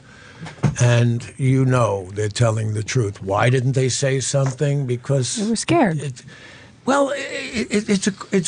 For example, I know I used to go out with her sister, Janice Dickinson, who looked like the least credible of these Janice, and I remember years ago her saying something like that. But the point is that it's shame, it's anger. And what are you going to do? Run to the police? That's Bill Cosby. It's not easy. Right. So what I don't understand, it's a power trip. It can't be sex because it's necrophilia. Isn't No it? kidding. If a woman, right. if a woman is drugged, then so I have absolutely no doubt. And I worked with him on his show. Brought me in with my dear friend Madeline Kahn. On CBS. She was already sick and she didn't let on, but I did his show. He was cordial to me, and I admired him as an artist. He wasn't my favorite, but there's no question in my mind that these things happened, and it's disgusting. I mean, if you just imagine that you wake out of this stupor and this guy's on top of you, or as Janice says, she got it before it happened, and she was, like physically furious. So, what can I tell you? It's a disgrace. There's more important things in the world than his reputation. And to see these women, to see their hurt in their faces, these women in their 60s, grandmotherly, so forth, they must have been beautiful in their time and so forth. It's a pretty ugly situation. And you wonder how many other women are out there that are not going to come forward. Yeah. It's embarrassing. And sometimes I think if you're sexually assaulted or accosted or whatever, sometimes, it takes time to realize that happened. I have friends who, you just go with it, or you wake up and you wonder, did I do something? Did I have too much to drink? Do I remember that? The guy ran show business. And if you were an actress, as many of them were, you're going to come out against this giant, and your career's over. You forget how big he was back then. Right. And so, again, his point about substance, these aren't escorts. This isn't the Tiger Woods thing where they want a reality show. Right. And so people are like, why'd you wait so long? Because you're scared. And at the time, no one came out. It was just a different time. Right. Yeah. And the fact that we don't take it seriously, and to have the gall to call any of these women's to call them names or make fun of them. It's just, we live in a very harsh time where I believe everyone hates women. Also, if you, I firmly believe that everyone hates women. We're getting better. Thank you for having me on the show. We used to never have women on, unless they were I'll go stripping. out through my special exit. Sorry, thank you. I think you make a good That's point. also my exit. We share a water fountain. There was a time, if you were a woman with a special talent, you were on our show. Like a ping pong ball at your vagina, that talent. It had to have something to do with your vagina. I wore my glasses so you'd take me seriously. It's also embarrassing. It's so embarrassing. The basic embarrassment. These weren't ones where someone grabs you in an alley and beats you to a pulp and you're almost dead and rapes you. This is the kind of thing you just want behind you because you know the odds. A few of them went to lawyers or they said, hey, you got any proof? It's also brutal because when you got a meeting with Bill Cosby an audition, you telling your whole family, I'm going to wear this. This is what I'm going to do. I'm going to tell y'all everything when I get back. Then you come back like, what happened? Nothing. It's brutal. It's embarrassing. It's all around. You feel like a fool. You feel like a fool, like you've been bamboozled. And I think our society has this, we have this history and habit of women are condemned as being whores if you do anything other than kiss a guy. Oh, it was your fault. Oh, you asked for it. And then we have this whole rape culture, and we're slowly coming out of it. But these women lived in a time where it was your fault. Well, thanks to Jezebel, we're coming. .com? Yeah. Robert makes a good point, though, because these women had to be out cold. That was his thing. Sure, they don't even remember if it's true. Someone like Cosby, you know, he could have got any woman he wanted. Yep. Now, I've had lovers like that without drugging them. And they were, But that seems like it was his thing. The old Woody Allen joke, my ex-wife, she could never be accused of a moving violation. Gee, I brought up the wrong name, didn't I? It's pretty ugly stuff. But I'll tell you something that bothers me, though. The stuff, the campus business, all these sexual assaults. The Jameis Winston, who's probably the best football player in the country. He's an idiot, that kid. Well, he's not an idiot. I think he's smart, but I know what you mean. Socially, he's an idiot. Well, the New York Times had a series of articles about the alleged rape, which they call sexual assault is an ugly, stupid cover-up for what is basically they're trying to soften what they're trying to soften it for women, though. They're trying to soften it up a little bit. I get Our delicate ears. Right. Yeah, I mean, they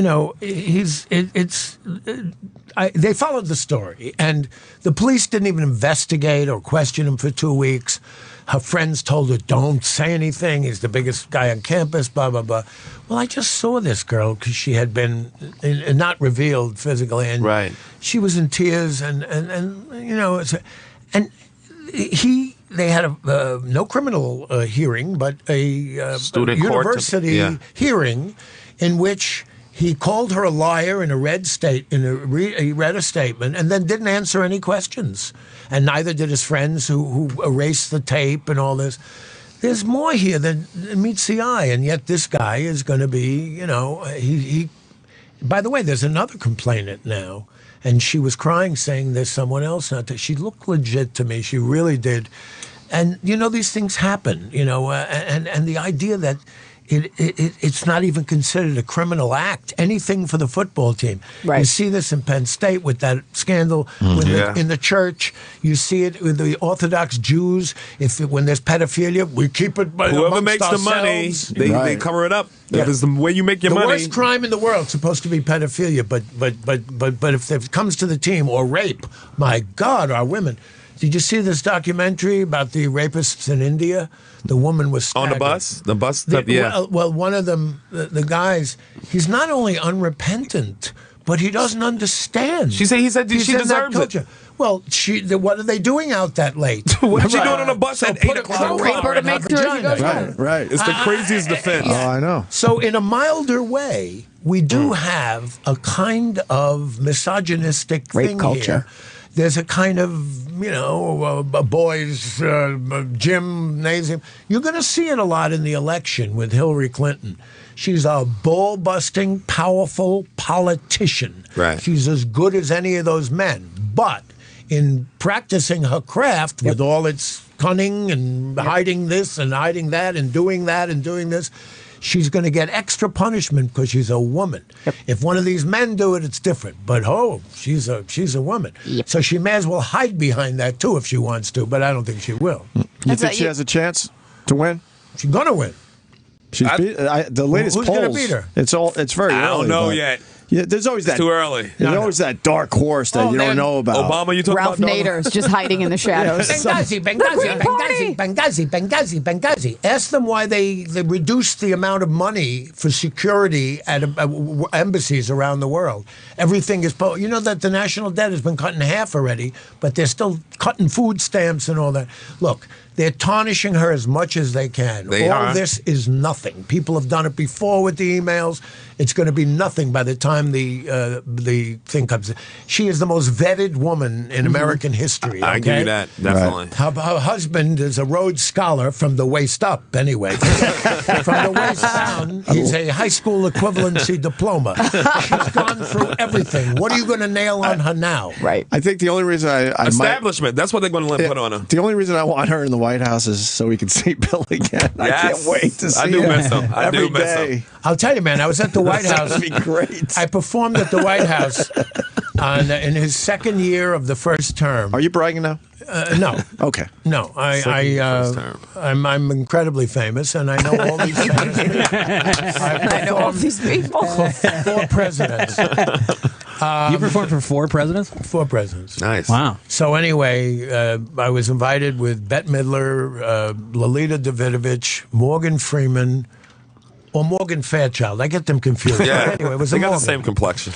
So we read a play, A.E. Hotchner's play called The White House. And he was really handsome then, Bubba. He was cute. And he's surrounded by these two Marine guards in this room. And he's elected by a free people. He's not like Putin or these other phonies elected by no one or rigged. And he looks great. And he's looking at Lolita Davidovich like, wow, wow, wow, wow, wow. You know, it was really uncomfortable. He wanted to go in. This is before Monica Lewinsky. Yeah. And, he was improper then. Yeah. Now, I have a friend who is a friend, and by the way, she was kind of nervous about it looking. And I have a friend who is a close friend of President Clinton, travels with him and this and that. And early on in the thing, he said he and his wife are the two smartest people I've ever met, my friend said. And they're very smart, that's for sure. But he's pretty close with the president. And this is early on. I said, what do you talk about? He said, pussy. Yeah. I knew we're going to have a problem right away. You know what I mean? That wasn't the first answer I expected. I thought, well, the tax, should the corporate tax be, So, and he also, I was in the movie Primary Colors, which was outshone by the headlines. I mean, the headlines changed every day, and BJM, Bad Johnson Management. You know what I mean? And a lot of politicians have it, Bad Johnson Management. And in fact, it's the biggest new consultancy in Washington, Johnson Management. And in fact, the company that is in the lead in this field is fittingly Johnson & Johnson Management. The guy didn't have self-control. His wife had to suffer like any wife. You think she actually suffers because it almost seems like No, it's like a calculated. It seems like it's a marriage of convenience. They understand what's going on in both House of sides. Cards. Every politician, like, you have to be such a scumbag to need people to vote for you. Like, you have to be such a crazy megalomaniac. Like I'm That's what shocked it that takes. people are Not like shocked us who that just need politicians are laughs. scumbags. Like, Yeah. like you gotta they're look at the always like problems. that. Like Yeah. Warren G. Harding had a fucking out of wedlock child while he ran for president. Yes, and they they chanted shipped about it. her to Japan to get her the fuck out of the country. Like that woman lived in, like, she just died in Japan with her child that was like Warren G. Harding's spawn. Like, that shit has been going on for fucking ever. And like, why do people care that politicians are human? Like, well, but you have to be like a crazy person to do it in the first place. Like, I agree. Opie, it's being a little too cynical to say that, it's a marriage of convenience. You see a picture of her when she was at Wellesley. She was kind of all right. cute. She was all right. He was young. Yeah. But early on, his staff, when he was running for even low office, had to start making up stories and protecting him. That's inconsiderate, to say the least. Right. And if you don't think she was humiliated by what happened, I'm sure. she was. I'm sure. That she had to, kind of stand by him and the right-wing conspiracy and all that. But the truth is, look who he was judged by when he was a jury of his peers in the Congress when he was impeached. Adulterers. Yeah, all of them. Right. Every single one. So why does she stay then? Her future. Well, why? Would she be ready to run for president if she divorced him? And infidelity automatically causing divorce? No, of course not. Of course not. But also, I mean, look, it's a private issue. Maybe they worked it out. Yeah. Maybe they went to therapy. Yeah. Maybe it wasn't a big deal. Maybe, like, it's so not our business. And I think our whole issue is finding flaw with someone that we revere as a leader. Right. How can they be flawed? It's like, because they're fucking human like the rest of us. But once someone's face is on TV, you expect them to be flawless and perfect. And especially if you're the ones making the laws and you're the ones, handing down these, credos and stuff like that. We look to these people as sort of a moral compass, right? To guide the masses. Not anymore. We shouldn't, but there is a responsibility. However, your personal life should be your personal life. Of course. Well, you know what I mean. But you sign up for it.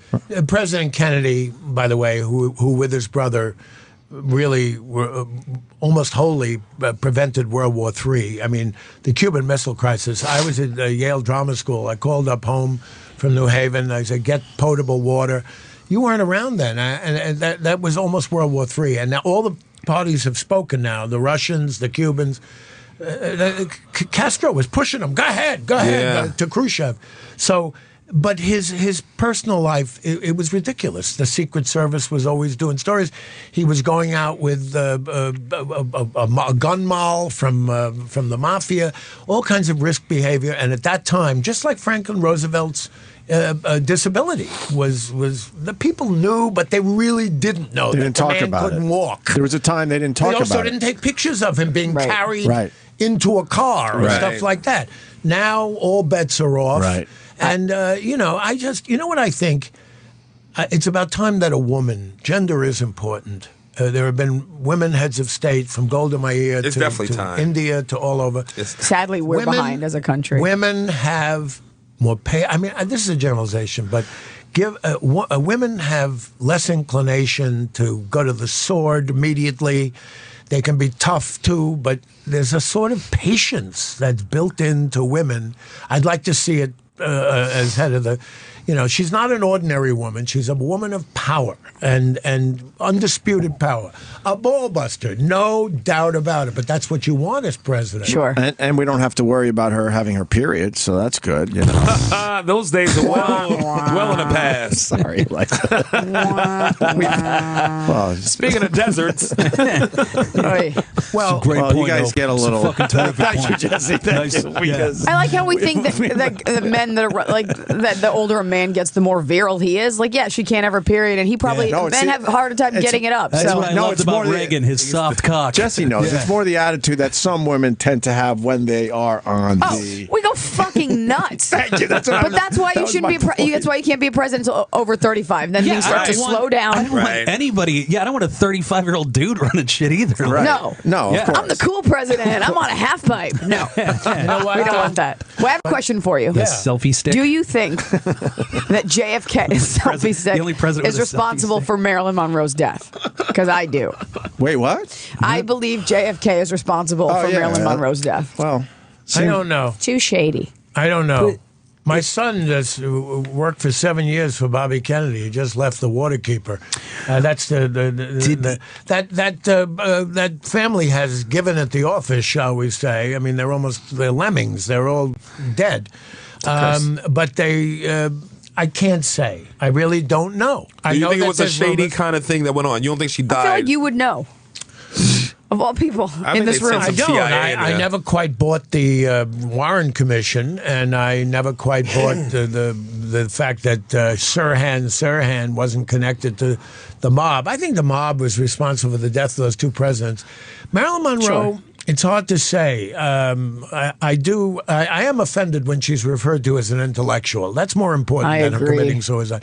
No, I don't know. There's an awful lot of rumor about that, and I really don't know. Wouldn't keep her mouth shut and he had her killed. Well, she was pills. I mean, how big a deal would it have been if she came out and said that she fucked him? Like in '63, that wasn't a big deal. You know what I mean? Like, I feel like it would have been a very big deal. Huge big deal. Huge big deal. Massive big deal. Yeah. That would have been the biggest deal. Definitely that relationship. Yeah, plus a Jackie O. But the press, people knew that was going on, but and it wasn't said. To Robert's point, that nobody ever showed crippled FDR. They just didn't. There was a sort of a code of conduct. It's like Liberace. Right. Just because people what an know eccentric bachelor he is. You can know, you just can't come out and say it. Right. Yeah, I mean, that's right. Times have changed. Come on. People looked the other way a lot back then. Yeah. We joke about the Liberace thing because he would be on all the talk shows, and they would always ask him when he's going to find a young lady and settle down. When are you going to settle down? As a kid, I'm like, not avoid that topic. Yeah. Not that it matters, but it's like, come on, it's ridiculous. You know what? The politicians that I really detest most are the real dripping hypocrites, like Vitter in Louisiana, who was on the hookers list in Washington, and he got reelected. Or South Carolina, don't stop for me, Argentina. I ran off on a first-class ticket. Yeah. Jesse Helms? Yeah, no. Jesse Helms had a black mistress. No, so what's wrong with that? Because he hated black dudes. Strom Thurmond. That's why he hated Strom us. Thurmond. My bad. That's why he hated black dudes, because we was banging black girls that he went to bang. No, he was, first of all, he was a racist through and through. The only thing is he was in the 101st Airborne, and Battle of the Bulge. I give him credit for that, but he was still pinching ass at 101. Yeah, but black ass too. But he had apparently he stooped a housekeeper or something, and this daughter who came out as his daughter, who has since died. She was a school teacher, and his family was harumphing about that, like it was something. This is a guy who almost lost the election for Truman in '48. He ran on the Dixiecrat thing, and he said, we don't want the niggers in our schools. We don't want them in our swimming pools. We don't want them in our parks, but we can stop them secretly. And he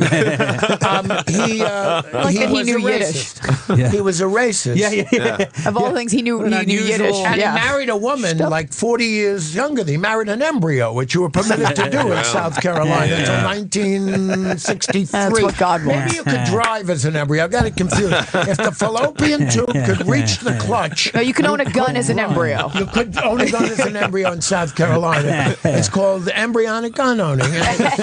Very. No, he was, and he was. The interesting thing is that he opened the impeachment proceeding with Clinton. Mm-hmm. Yeah. He was singing, y'all, and he would, y'all swear to do y'all duty in the United States Senate in this impeachment proceeding. And it was so apt that he opened the impeachment proceeding, since he's the only one who'd been at the previous impeachment in 1869 of Andrew Johnson. He was a shoeshine boy. No, the worst one is Larry Craig. From Idaho, a former senator. He detests the whole idea of homosexuality to him. Mm-hmm. He wanted to have it put in the Idaho state constitution. Very vocal no about gays. it, obviously. Newt Gingrich can get married 3 times, but Harry and Dan can't do it once, and Newt can cheat on his wife who's being treated for cancer. So anyway, as you remember the story, 7 years ago, Craig gets caught in the airport men's room in Minneapolis. Yes, I was in the next stall next to him.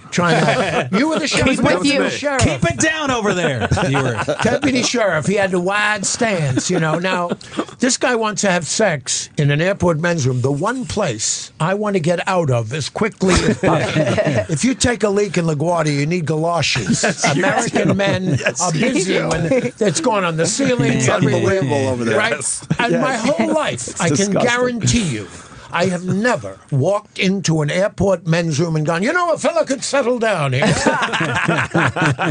Good lighting, plenty to read, lots of toilet paper, good churches and schools nearby, and a good Elks Club. Honey, you register the children in school. I'll be performing fellatio and a deputy sheriff in booth 1. You notice I use the word fellatio. It's a polysyllabic word. It means You're classy. You're classy. But I think that Americans are so stupid, they might think fellatio is a character from Shakespeare. They might. I think that's too much credit. Sweet fellatio is dead.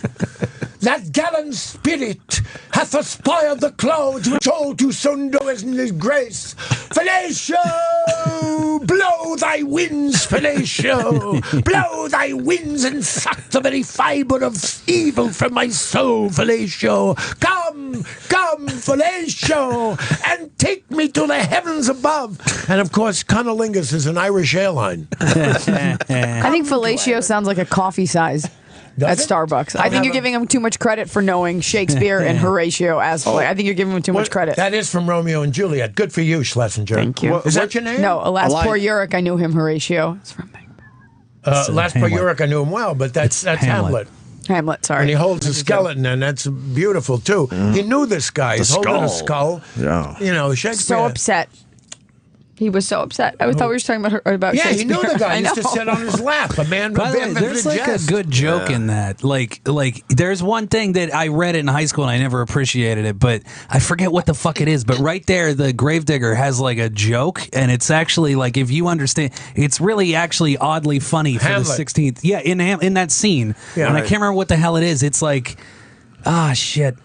It's like, is that your grave? And it's like, yeah, because I'm lying in it. It like, get it? Like lying, like I'm not telling the truth. Oh, right. And it's like, holy shit, that's a really sophisticated line for a 500-year-old joke. Like, that's kind of clever. Absolutely. And he also says, are you digging? And the others, and Hamlet says, I dig. It was the first hipster tour. Right. Shakespeare was black. Tell me something I don't know. Yeah. Iliza, what do you think of the Starbucks thing where they want us talking about race now? Race Together? Race Together, that campaign. I don't know this campaign. You haven't heard about this I was yet? on a plane. I was on a plane. The CEO comes out. He wants his baristas to talk about race with the customers. Yeah. I will say this. I find that extremely strange. To like broach the subject, like when you get when you ask for a really flat white, you're asking for like a 14-year-old girl. But that's what it is. Like you want to just like broach a subject. I'm opposed to talking.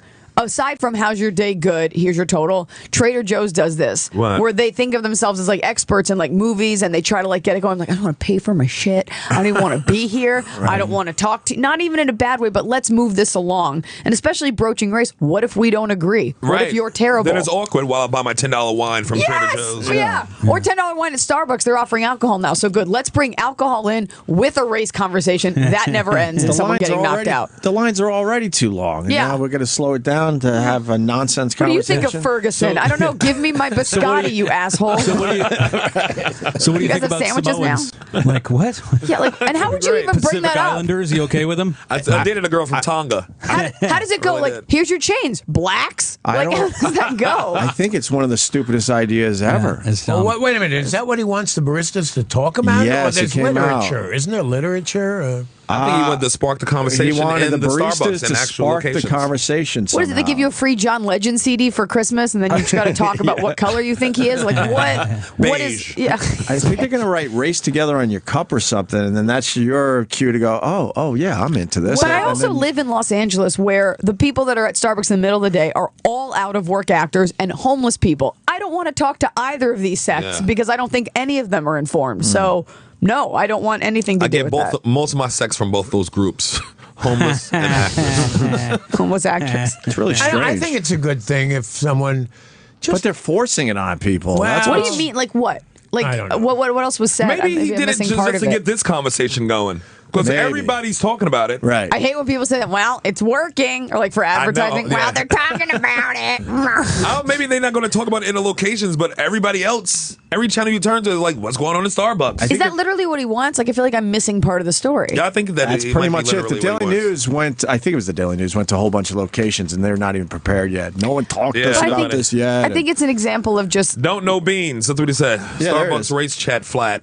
They don't know beans. I just think that's another example of... You mean well, right? An ultra-liberal agenda of like, you mean well, so like, let's just open it up and talk about it. What is this ultra-liberal? What is this, a Fox News thing? Ultra-liberal? Why? Because I said ultra-liberal, I have to be tonight conservative? on Fox, by the way. Yes. Let's throw that in there. No, not at all. There are no ultra-liberals left. He's hosting Red Eye on Fox News. I'm hosting Red Eye tonight on Fox. I'm on it next Fox week. News tonight. What's Red Eye? Yeah. It's a late show. It's like a pop culture news show on you would do very well on it. Actually, it's a lot I've been on there a few times at Fox News, and both O'Reilly actually came to see me at Governor's last year. Oh, I believe that. But I don't like them. I mean, I don't like their politics, and that's why I go there. I go to the front line of the battle. Yeah.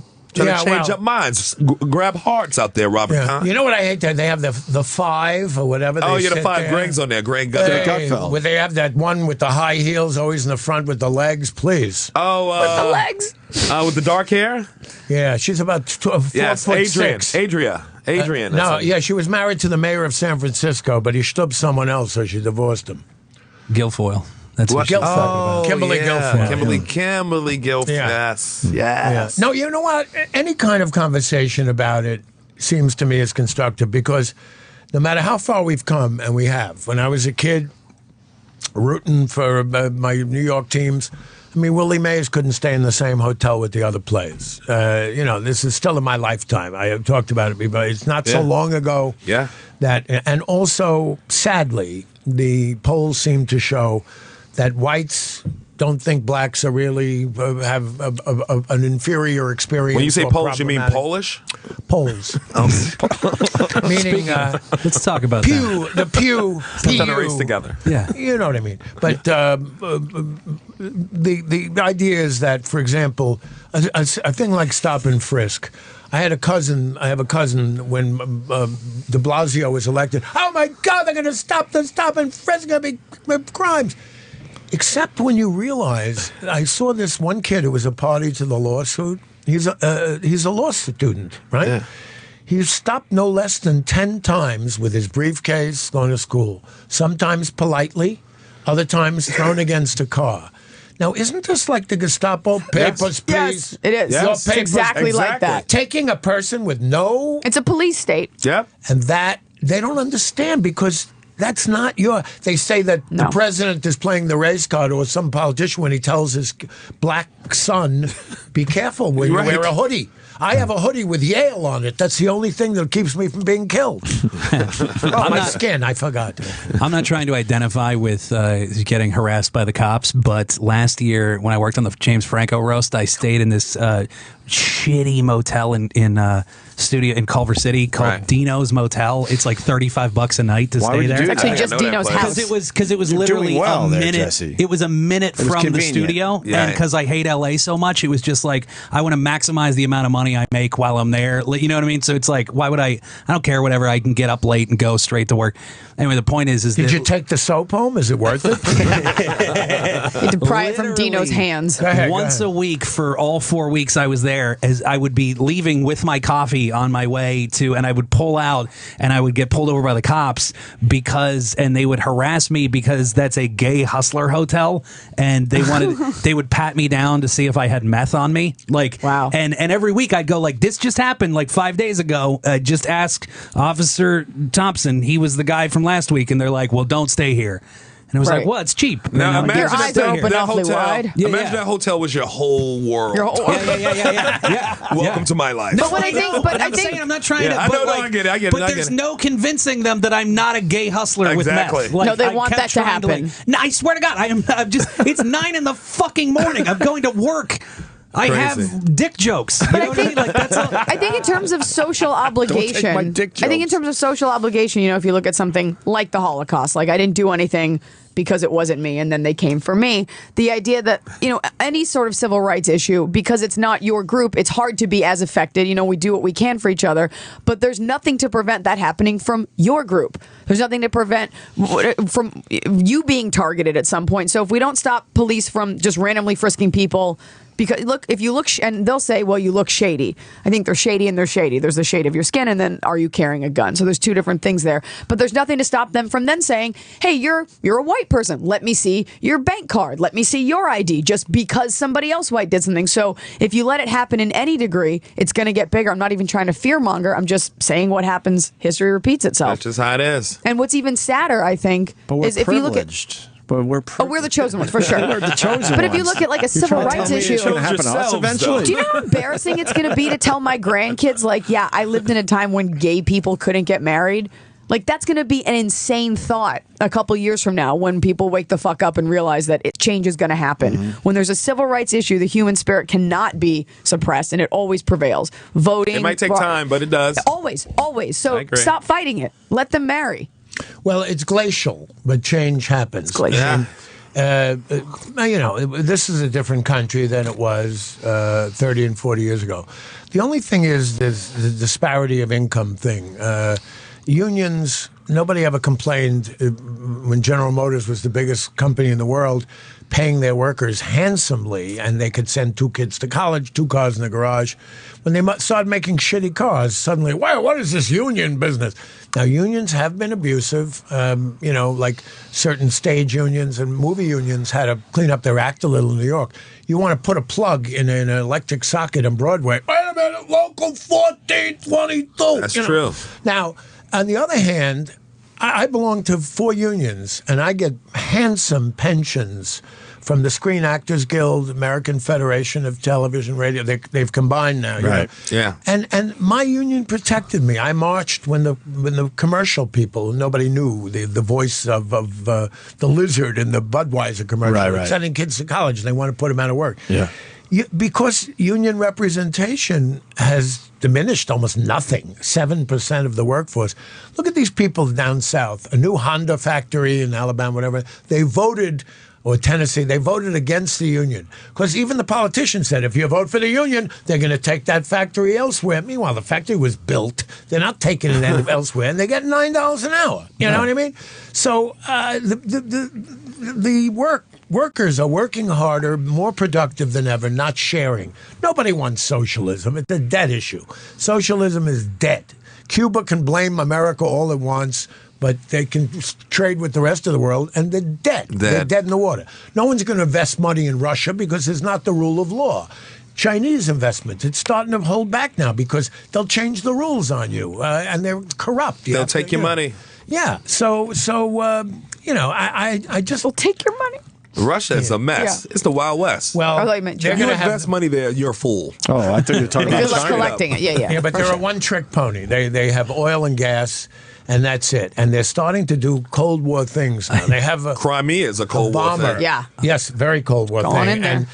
And the rest of Europe is in shock. Well, in this day and age, if you want to play ball and economic ball and back and forth, you can't do that. Right. He's going to find that out. Right now, they love him, and because they were second rate. Even the time of the Soviet Union, the Hungarians, the East Germans, the Poles, who they dominated, had better shoes, better toasters. The Russians have been screwed. They are a suffering people. They lost more people in World War II than anyone else. They lived under Stalin, And who World was War his I. bigger murder. I think Putin's time is numbered, though, too. Yeah. I think his more than name's anybody in numbered. World War I also. Is that so? Because they pulled out of the war. No, with the- 1916. The entire every Russian that was born in. Oh no, this is a World War II thing. Every Russian that was born in 1921, like they lost 90% of their That's dudes World War II, yeah. that were born in 1921. 90%. But they have these guys born in bombers, and they're 1921. flying close. They have these big Tupolev Bearcat bombers. They're 40 years old. They have actually 8 engines. They have 4 counter-rotating propellers. And they do these patrols, and they're going very close to Scotland. They're scrambling NATO jets. This is the kind of games they used to play in the 1970s and 80s. And and their PR. Some guy wrote in the Times he watched Russian television for 7 days straight. It's like the 50s here. Yeah. With Putin, with public relations things, he dives in the shallow water and brings back a 6,000-year-old relic. He rides horses and he's Right. They did that here. What'd you say? Shirtless. Shirtless. Yeah, shirtless. I liken Russia to a prom queen that had her heyday in high school and now can't get over it. Russia at one point was a superpower. Yes. They fell, and now they're like, there's only Still in a propaganda dress. within their own country, still wearing the crown. Yes. Like, remember our glory. It's like Yes. nobody cares. There's a new queen. Very smart. That is Oh, thank definitely you. Is it true. because you're wearing glasses? It's so beautiful. That is But that's so they're just, true. every time they do anything, it's a race to space. It's anything that we do. It's like, hey, we got you beat. Like, we are better looking. Well, maybe not. They're pretty gorgeous, but we're better looking. We're smarter. People like us. You guys hate gays. I get that you're. I'm going to get tweets about this later. For sure, the masses are probably not bad. In any case, you could say, oh, the people aren't bad. It's your ruler. Well, that's who we're going to blame. And you guys, Putin's you're not days what are you were. numbered. Yeah, You think your so? face is The wrinkled. dude You're Boris ugly. just got killed. Right. It turns out they're trying to say that was somebody in his cabinet that did it without his permission. Most people think Sounds that. like you losing control of your shit. Right. Yeah. Yeah, he's losing his mind a little bit. I think he got a show on Unraveling. Sirius Radio. He's quitting. He actually got a show. That's right. Putin got a show on Bravo, actually. They Smashed just up with gave it to him. Sway. The dictatorship. Opie and Vladimir. It's going to be very popular. One thing I can't figure out: why Anthony Weiner was not elected mayor of New York. Anti-Semitism, pure and simple. In New York. What was he thinking? I mean, do you realize? And we gave him a second chance. He That's what's blew so it. fucked up. That people were like, all right, that was a little... That's how that was fucked up he is. If you do it, I hate to bring it Of back to course. this. Pussy. But Yeah. you know what? He couldn't help himself. His pussy got him. We moved on like, wow, that was a little weird, but we're okay He's now. touted. He was touted to be the next mayor of New York. Yes, he was. Oh, He without actually a was a doubt. do-nothing congressman, but he was in front of the cameras a lot, and even with the prominent honker, kind of photogenic. You know what his problem was? He wanted to be the dude he wasn't in high school now. Oh, so he's a writer. So he's a comedy writer. He wanted to be the shirt off in front of... That's what you do in high school and Yeah. college. And he don't- That is a grown dude. And he didn't understand the technology. Yeah, he didn't get it. He didn't understand that shit But I could don't get you in trouble. understand the sequence of his thinking. This guy was actually favored to be the mayor. Yes, he and was. could have Yes, he been would've mayor. won. So what are you thinking? Let's see. I'm photogenic. I'm a congressman. I'm young. I will be the next mayor. I have a Muslim wife. We're going to have a baby. It's good optics. It's a great idea. I believe I'll show my penis on the internet. You know, I think that'll clinch the bargain. Maybe his thought, who wouldn't want to see this? If he only had a better name for satirist. I know, it's so bad. He thought like a real nerd who didn't feel like a nerd again. He was like, wait, people like me? That means women like me. No, he thought like a man. You must want to see my dick. You like dinner and a movie? You must want to see my dick. I thought it wouldn't get out there. See, I don't want to do that. I want to show all kinds of deviant sexual thing, but I want it in private. I don't want to show anyone, you know? Nobody wants to see it. He didn't want everyone else to see it. I want two middle-aged women. All right. At the same time. That's a middle-age. I don't want young women. I agree. Know any? I want it for two middle-aged women that love sex. That's it. That's amazing. Am That's I a good asking time. for much? No. How old about? I said you deserve it. I don't care. They could be into their 60s. I'll hook it up. I'll hook it up. Call Cosby women. I have a well, they live longer They're now. 120. That's middle age. That's 60. I mean, you know, you got a woman friend that's in her 60s. Absolutely. I had having a good time. An affair with a beautiful younger woman who I shall not name. Tell me a name. Come on now. Just say the first part of it, followed by the last part. Does this rhymes with Beyonce? No, well, I was afraid during the inauguration. She was looking at the president as my love. She wanted to give it to Obama? You know, I played J-Lo's gynecologist, you know, in the movie Backup Plan. Yes. So her husband at the time, he reminded me of a jockey, Mark Anthony. He was small and sinewy. But anyway, he's looking from behind the camera, like while I'm shooting the scene, and she's in the stirrups. And, you know, it's a little self-conscious. He's looking like, los manos, no puedo ver los manos. They want to see my hands. I said, listen, I can't deliver your child if, you know. I was doing a love scene with the late Joan Hackett, one of my earliest movies called Rivals. And her husband was Richard Mulligan. Remember the tall actor from Soap? And he played played Custer in The Little Big Man, big tall guy. Mm-hmm. Wow. His brother was a great director. I did a movie for him too, Robert Mulligan. I did a movie called Pursuit of Happiness, but he directed To Kill a Mockingbird and all. Wow. But anyway, I'm doing a love scene on the pier on the west side of Manhattan with his wife, and he's watching behind the camera. And I was new at movies, and it was so unprofessional. And you know, I'm starting to love you, a really intimate love scene. And he goes, "Tickle her ear, cut! What the hell is wrong with you?" Well, that's what gets her. It's a Turn my wife on. Oh wow! Yeah, really was. That's strange. Very, very. I'm into it. Screwy. Yeah. The idea of doing that publicly, I've always been. I have what they call what's the insurance for? Errors and omissions, and all kinds of insurance. I was taught early. Jack Rollins, who's going to be 100 years old next month, was my manager. Woody Allen's manager, Cavett, for a while, Robin Williams, Billy, a whole group, wonderful old manager. And he taught me the ropes. You know, like, for example, I got a letter from a woman, unless you answer me, I'm going to commit suicide on a certain day. He said, don't answer it. Woody gets those, and so forth and so on. And I just could never be So what happened? Did she kill herself? Did she kill herself? I don't know. I certainly wasn't going to. I hope so. I don't believe you can only she was send going. that letter once. You do it again, it's an empty threat. The point I'm making is that in my life, I'm very fortunate because I started real slow sexually on Decatur Avenue in the Bronx. Okay. And I made up for it in the wonderful sexual revolution, which was so much more fun than the Bolshevik or French revolution.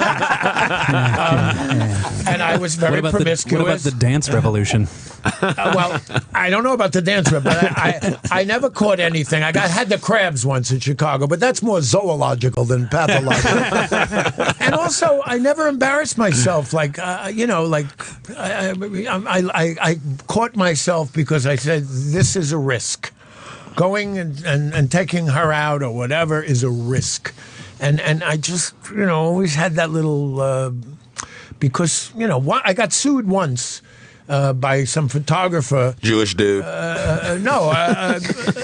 She was taking pictures and I was performing, and I said, would you, enough pictures ready, you're in the way, and this and that. I'm authorized, blah, blah, blah. Months later, I'm in my house, I get served with papers. She claims I assaulted her. There were 300 people in the room. I never touched her. Yeah, you say what? But it was in Florida. I had to pay $10,000 for a lawyer. Wow. And we made a settlement. I gave her $1,000, no apology, and a confidentiality agreement. Wow. Because my manager said, yeah, you have 300 witnesses. You're going to go down there and you're going to say in the news, I did not hit her. And she's going to say, he hit me. You're going to look stupid. You lose. Of course, yeah. I never even came within 5 feet of her, and everyone in the room knows it. But that's the only time that anyone ever took advantage like that, except for Miss Schlesinger here. No, I have no complaints. You're cold? I'm freezing. I don't know how you're sitting there. She's got bad circulation. I do. You need to eat more beets. She came from California, right? That's why. I'm not a penguin. I'm not predisposed genetically to. And neither are you, New Yorkers. I travel a lot, and my biggest pet peeve was in Minnesota. It was 1 degree, and I was like, "It's cold." They're like, "Oh, that's because you're from California." I'm like, "It's fucking 1 degree, motherfucker. Everyone's cold. An ice cube would be cold. It's fucking freezing. You guys aren't cold." Robert Kline's in a coat too. Well, he's older, but I'll tell you why. Oh, that's right. No, It's you true. do. Old people get I will tell you, shivers. I actually have this in a bit, so I'm not going to do the bit, but I will say, because guys are always like, oh, it's because you're a woman, you have bad circulation. It's not bad. It's different. Women's circulation goes around your stomach where the baby should be. We'll Right. see how tonight goes. But that's why our hands and our feet are always cold. Like right now, my nose is running. My armpits are like a river runs fucking through it. But thank you. Is it cold in here? It is cold, but I'm fine.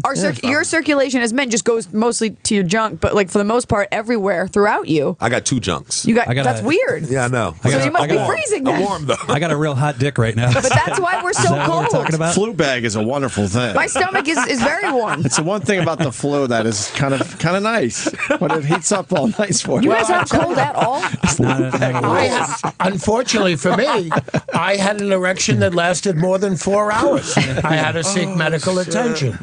What solar system are these people living in? If I had an erection that lasted more than 4 hours, I would not necessarily seek medical. I would seek a witness, that's for sure, with a notary. It would feel good for 4 hours. She's so beautiful, this young woman. You're touching her a lot. She needs to be on television, just on the shoulder. Thank you. She's blowing up. Eliza's becoming huge. big. She's a doll. That's Now, all right. sometimes I look longingly. This is a good look for me. Like, for example, I would be happy to be her uncle. Thank you. But that uncle, though, right? The No, uncle but wait, that- my dad those emailed naughty- me about. My dad wants me to say, my dad's from New York. Tell him I saw him in 1972 at a club in Roslyn, Long Island called My Father's Mustache. My father's place. And I loved him with Lucy Arnaz in there playing our song. Right. Great Wow. shot. Wow. Thanks. I sent a picture. I was nominated for a Tony. Wow. I didn't win, and was I pissed off? I'll tell you the truth. I was better. Who'd you lose? Who'd you lose to? I lost to Len Cario for it was Sweeney Todd. It won everything. That year. Where the fuck is he right now? He's playing gin at the Friars Club. But he was I never had a chance. But it was a hit musical, and it was fun. I was in. I can't do Broadway anymore. You have to show up 8 times a week. Yeah. But the place your father saw me in was called My Father's Place in Roslyn. It was a great club. Where do you get the word mustache? Why do you say my father's? Well, that's how he my remembers father's it. place, That's yeah. how he remembers My it. father's mustache. Okay. And also tell Daddy that he's in good hands with you're in good hands with me next to you here. I'll protect you. Okay. I'll text it later. It was. Going back to old people get cold, but in circulation business, I don't understand because tough business. Eat more circulation. beets. It's tough business. Tough business. Get yourself some hot borscht. It's not bad circulation. It's different. It's just different for women. I didn't know that was the thing. I didn't know. It better be because I have a whole act based on it. Oh, really? So that fact better be true. All right, let's just assume it's true. I don't want to fuck up 15 minutes in your Yeah, act. right. I wonder what you can eat for. Can you eat? Why do you keep saying beets? Because beets supposed to help you with your circulation. I'm sorry. That sounds like something like your grandma told you. Like, eat these beets. Fucking, I thought you meant the Beets. Dre headphones. Eat the headphones. Beats by Dre? Yeah. Yes, That's what I was like, how the fuck? Beets Are you a delicious. machine? How Yeah. black are you? You're like, I eat headphones. yeah. Clam AM music. My grandma used to make headphones. Beats help with the circulation. Have a headphone soup. You know, the beet soup. Oh, maybe it's like an antioxidant thing because it's such a red fruit. Or something in it, yeah. I think we're going to wrap borscht. up. Eat borscht. I'm not going to eat borscht. You're going to have some borscht. You're going to like it. You're going to go to your room, finish Nana, homework. I don't want That sounds awful. It does sound terrible. It's Another delicious. food born out The of Comedy necessity. Cellar got the best borscht. They got great food down there, but I'm not trying that. Who's ever eating borscht and laughing? No, Like, borscht like with that's so weird. a little sugar and sour cream. I thought it was like a finger food. Maybe I'll try it. Now that Robert Klein suggested. Yeah, with the sour cream is delicious. What do you I'll try it. You I'll would try love it. You I'll drink try it, you become a dictator. Unfortunately, it's very rough. We're going to wrap up for the day. Robert Klein, I got to tell you, this is a thrill. A pleasure. Tarrytown, A tomorrow pleasure. night, Tarrytown Music Hall. Tomorrow night, Tarrytown Music Hall, and then April 18th, Governors in Levittown. A great club. You've played Governors, I'm sure. Every year for about 20 years, once Really? a year. Yeah, Yes. they do a great job there. RobertKlein.com for other dates. I wanted to just quickly say you were great on Comedians in Cars Getting Coffee with Jerry wasn't that fun? Seinfeld. Yeah. I love that. The car that was a little series. dangerous, though. One of those small little. 63 Jaguar looked gorgeous on the outside, but he took it to 40 and it started to shake. Right. I Oof. thought we were going to go nuts. It really was fun because I forgot the cameras were going, and You were hilarious on it. he's hilarious. I had to get the guy off. He was hugging my leg. He worships me. I had to get the guy. It's embarrassing, ain't it? It really was. Sherrod, a big night for you. You got Red Eye tonight. We want everyone to check that out. Check please. that out tonight, baby. He's got a shot at maybe hosting this thing down the road. I think he'd be a great He's host. one of the That'd be guys they're great. looking at. So Yeah. hopefully you will do great tonight, but hopefully we get a lot of eyes on it too. Yeah, it should be fun. So Red Eye with Sherrod tonight on Fox. Eliza's going to do Caroline's this weekend. I'll do Caroline's this weekend. I'll be on the Larry Wilmore show on Comedy Central tonight. I did How it is last that? time. I did it 2 Everyone's days ago. talking about this show. I'm Is going it to do good? it. I don't know. I haven't done it yet. This I'll do was it the second today. time doing it. It was great. I'm going to do it today, and then I'm going to run to Caroline's to make my set, and then you guys can check out my Netflix special, Freezing Hot. Okay. Nice. On Netflix. And Jesse Joyce is You're going to be going great on there. He did the Thank Justin Bieber roast. I should have said that earlier. That's right. He wrote for the Justin Bieber roast. Didn't he a president of Israel? He's close to it. Everyone's talking about this roast, though. It's going to be on in about 10 days or so. A little over a They have week. to edit Yeah, out it's gonna all be a the good Paul one. Walker jokes. We were talking about that earlier. talked about Yeah, that we talked earlier. about all that. Sorry. I had some good ones. We got them all on there today, though. Don't worry. Okay, good. Yeah, we got him in. Yeah, we got him in on here. All the ones they knocked out. Can I tell you one of my Anne Frank jokes? Yes. Yes, please. Yes. Do you know this, Robert, that Justin Bieber visited the Anne Frank house Right. and then he wrote in the guest book that she would have been a fan of his? Yeah. That's a real thing that he did. Oh, I don't know. I don't know who. I don't know what he does. Actually, I see I don't him. think in- anyone it's an does. arrogant He's a thing Calvin to Klein say. You know model. something? He's a Calvin So- Klein underwear model. He's probably right. That she would have been a fan? Yeah, she was a teenager. Maybe She not was- the first thing you should write in the book. Yeah, though. yeah, but it's a little cocky to go like, she would have dug me. You Yeah, know what I mean? yeah. Do you see how that's a douche move? When she you go wasn't to Anne hiding from Frank's house? Nazis, she would have dug me. So that was so I said that you said that Anne Frank would have been a fan of yours, but Justin, that wouldn't have changed anything because the Nazis executed retarded people too. Come on, come on, everybody. Come on. Come on. Well, that's not politically correct, but It's not, but I'm We calling don't his say fans retarded. retards. That's the gist. we say I know. We say people who are mentally challenged. Mentally abled seen- differently. that would have clunked up the punchline a bit. Yes, it would. There's no doubt. Correctness in that really takes ain't some got of the the same sting flow. out of the roast. So we don't offend all the retarded people watching. You know, like remember the lyric? What's love got to do? Got to do with it. What's love but a second-hand emotion? Originally, the lyric was, "How is love relevant?" You know, but it did not fit.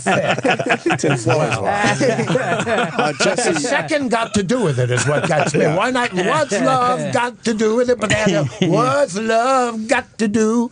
Got to do with it? Yeah. Two got tos. I think that's what made it work. Yeah. South Korea and what else? Oh, I got the House of Comedy in Phoenix the second week of April, and then the weekend after that, I'm in Reno. And the specifics are on my website, jessejoyce.com. And welcome back to New York. Welcome back, thanks, Jess. guys. Did about a year I'm in excited LA. to be He back. hated it. He That's wanted. what I used to do: travel and play things. Yeah. Now I bring the clubs to Now me. they come to you. I'm too Right. old. That's the way to do Can it. I tell you real quick? It was the thing you mentioned before about being in Florida and that you don't get applause for mentioning changing your age or whatever. Then Governors also. I did Governors with Jeff Dunham years ago, and he's got that old man puppet, right? Yeah. And at one point, Jeff will, like, the old puppet just bitches about his wife the whole time, right? And at some point in his set, he goes, so how long have you two been married? And the puppet goes, 47 years. And the entire crowd applauded. Like, that is so beautiful. They made it. In this day and age, with the divorce rate, what it is, that those two fucking puppets have toughed it out. And it's like, you just watch them take him out of that box, dipshits. And the puppet, like, Jeff wasn't 47. You know, he made that fucking puppet, dummy. Anyway, but, like, really, it was like the whole crowd was mesmerized. They're like, that's beautiful that they stuck it out. You know? It's somebody for everybody. Yeah, exactly. It was hilarious. Does he move his lips? Paul Winchell was the best. He never moved his lips. In early television, he also played Tigger. You probably saw when you were a little girl. And what did you just say? Tigger. Not Tigger. Tigger. Okay. And Paul Winchell and they say with the, but he did say Winnie the Jew. It was a hard R on Tigger. I understand. They were merciless. They'd have a close up on his lips, you know, and he was great at it. But he had a side thing, Paul Winchell. He was kind of like a jock-sniffing medical guy. He loved medicine, and he invented an artificial heart. I'm not making this up. In those years when Utah was pioneering artificial hearts, it was a big, massive thing. And this ventriloquist invented an artificial heart, which they implanted in a calf, which, to be sure, died in about 3 seconds. He is a ventriloquist. In the surgery, he had them screaming. He made the heart talk. The surgeon was going crazy then. He was singing, "Heart of my heart." He had all heart jokes through the heart. And it was the best there ever was. Now, Edgar Bergen was the most famous ventriloquist with Charlie McCarthy and Mortimer Snerd. But his technique was awful. He moved his lips like a bandit because he was on the radio for too many years. Perfect medium for mediocre ventriloquists. Yes, exactly. You know? In fact, sometimes he had the prop man drink the glass of water while he talked, which is unethical. Ethical? You should hear Sherrod do close-up magic. It's terrific to listen to. It's good stuff. That's right. It's similar.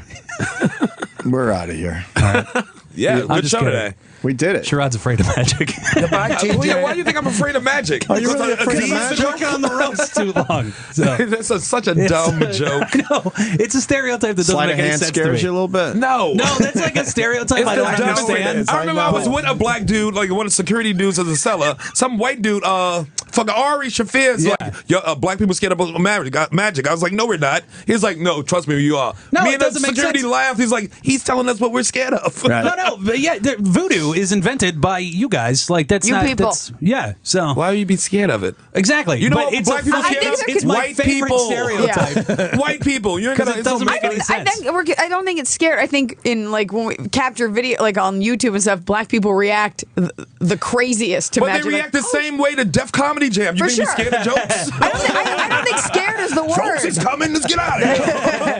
I think we're confusing scared with awe. Yeah, I don't think it's scared. I'd like to thank you, Mr. Opie, for inviting me. And for all of you. It's been wonderful spending this morning with you and getting up this early and seeing the sunrise. And boy, Opie, you're a sweetheart. Well, thank you, sir. I thought you were one of these guys. Evil? No, he's a nice guy. No, he's a good one. I had to change. It's a misconception. That got exhausting after a while. Well, you don't look exhausted here. You said about 4 words with all of us. And you're the one that getting the big paycheck.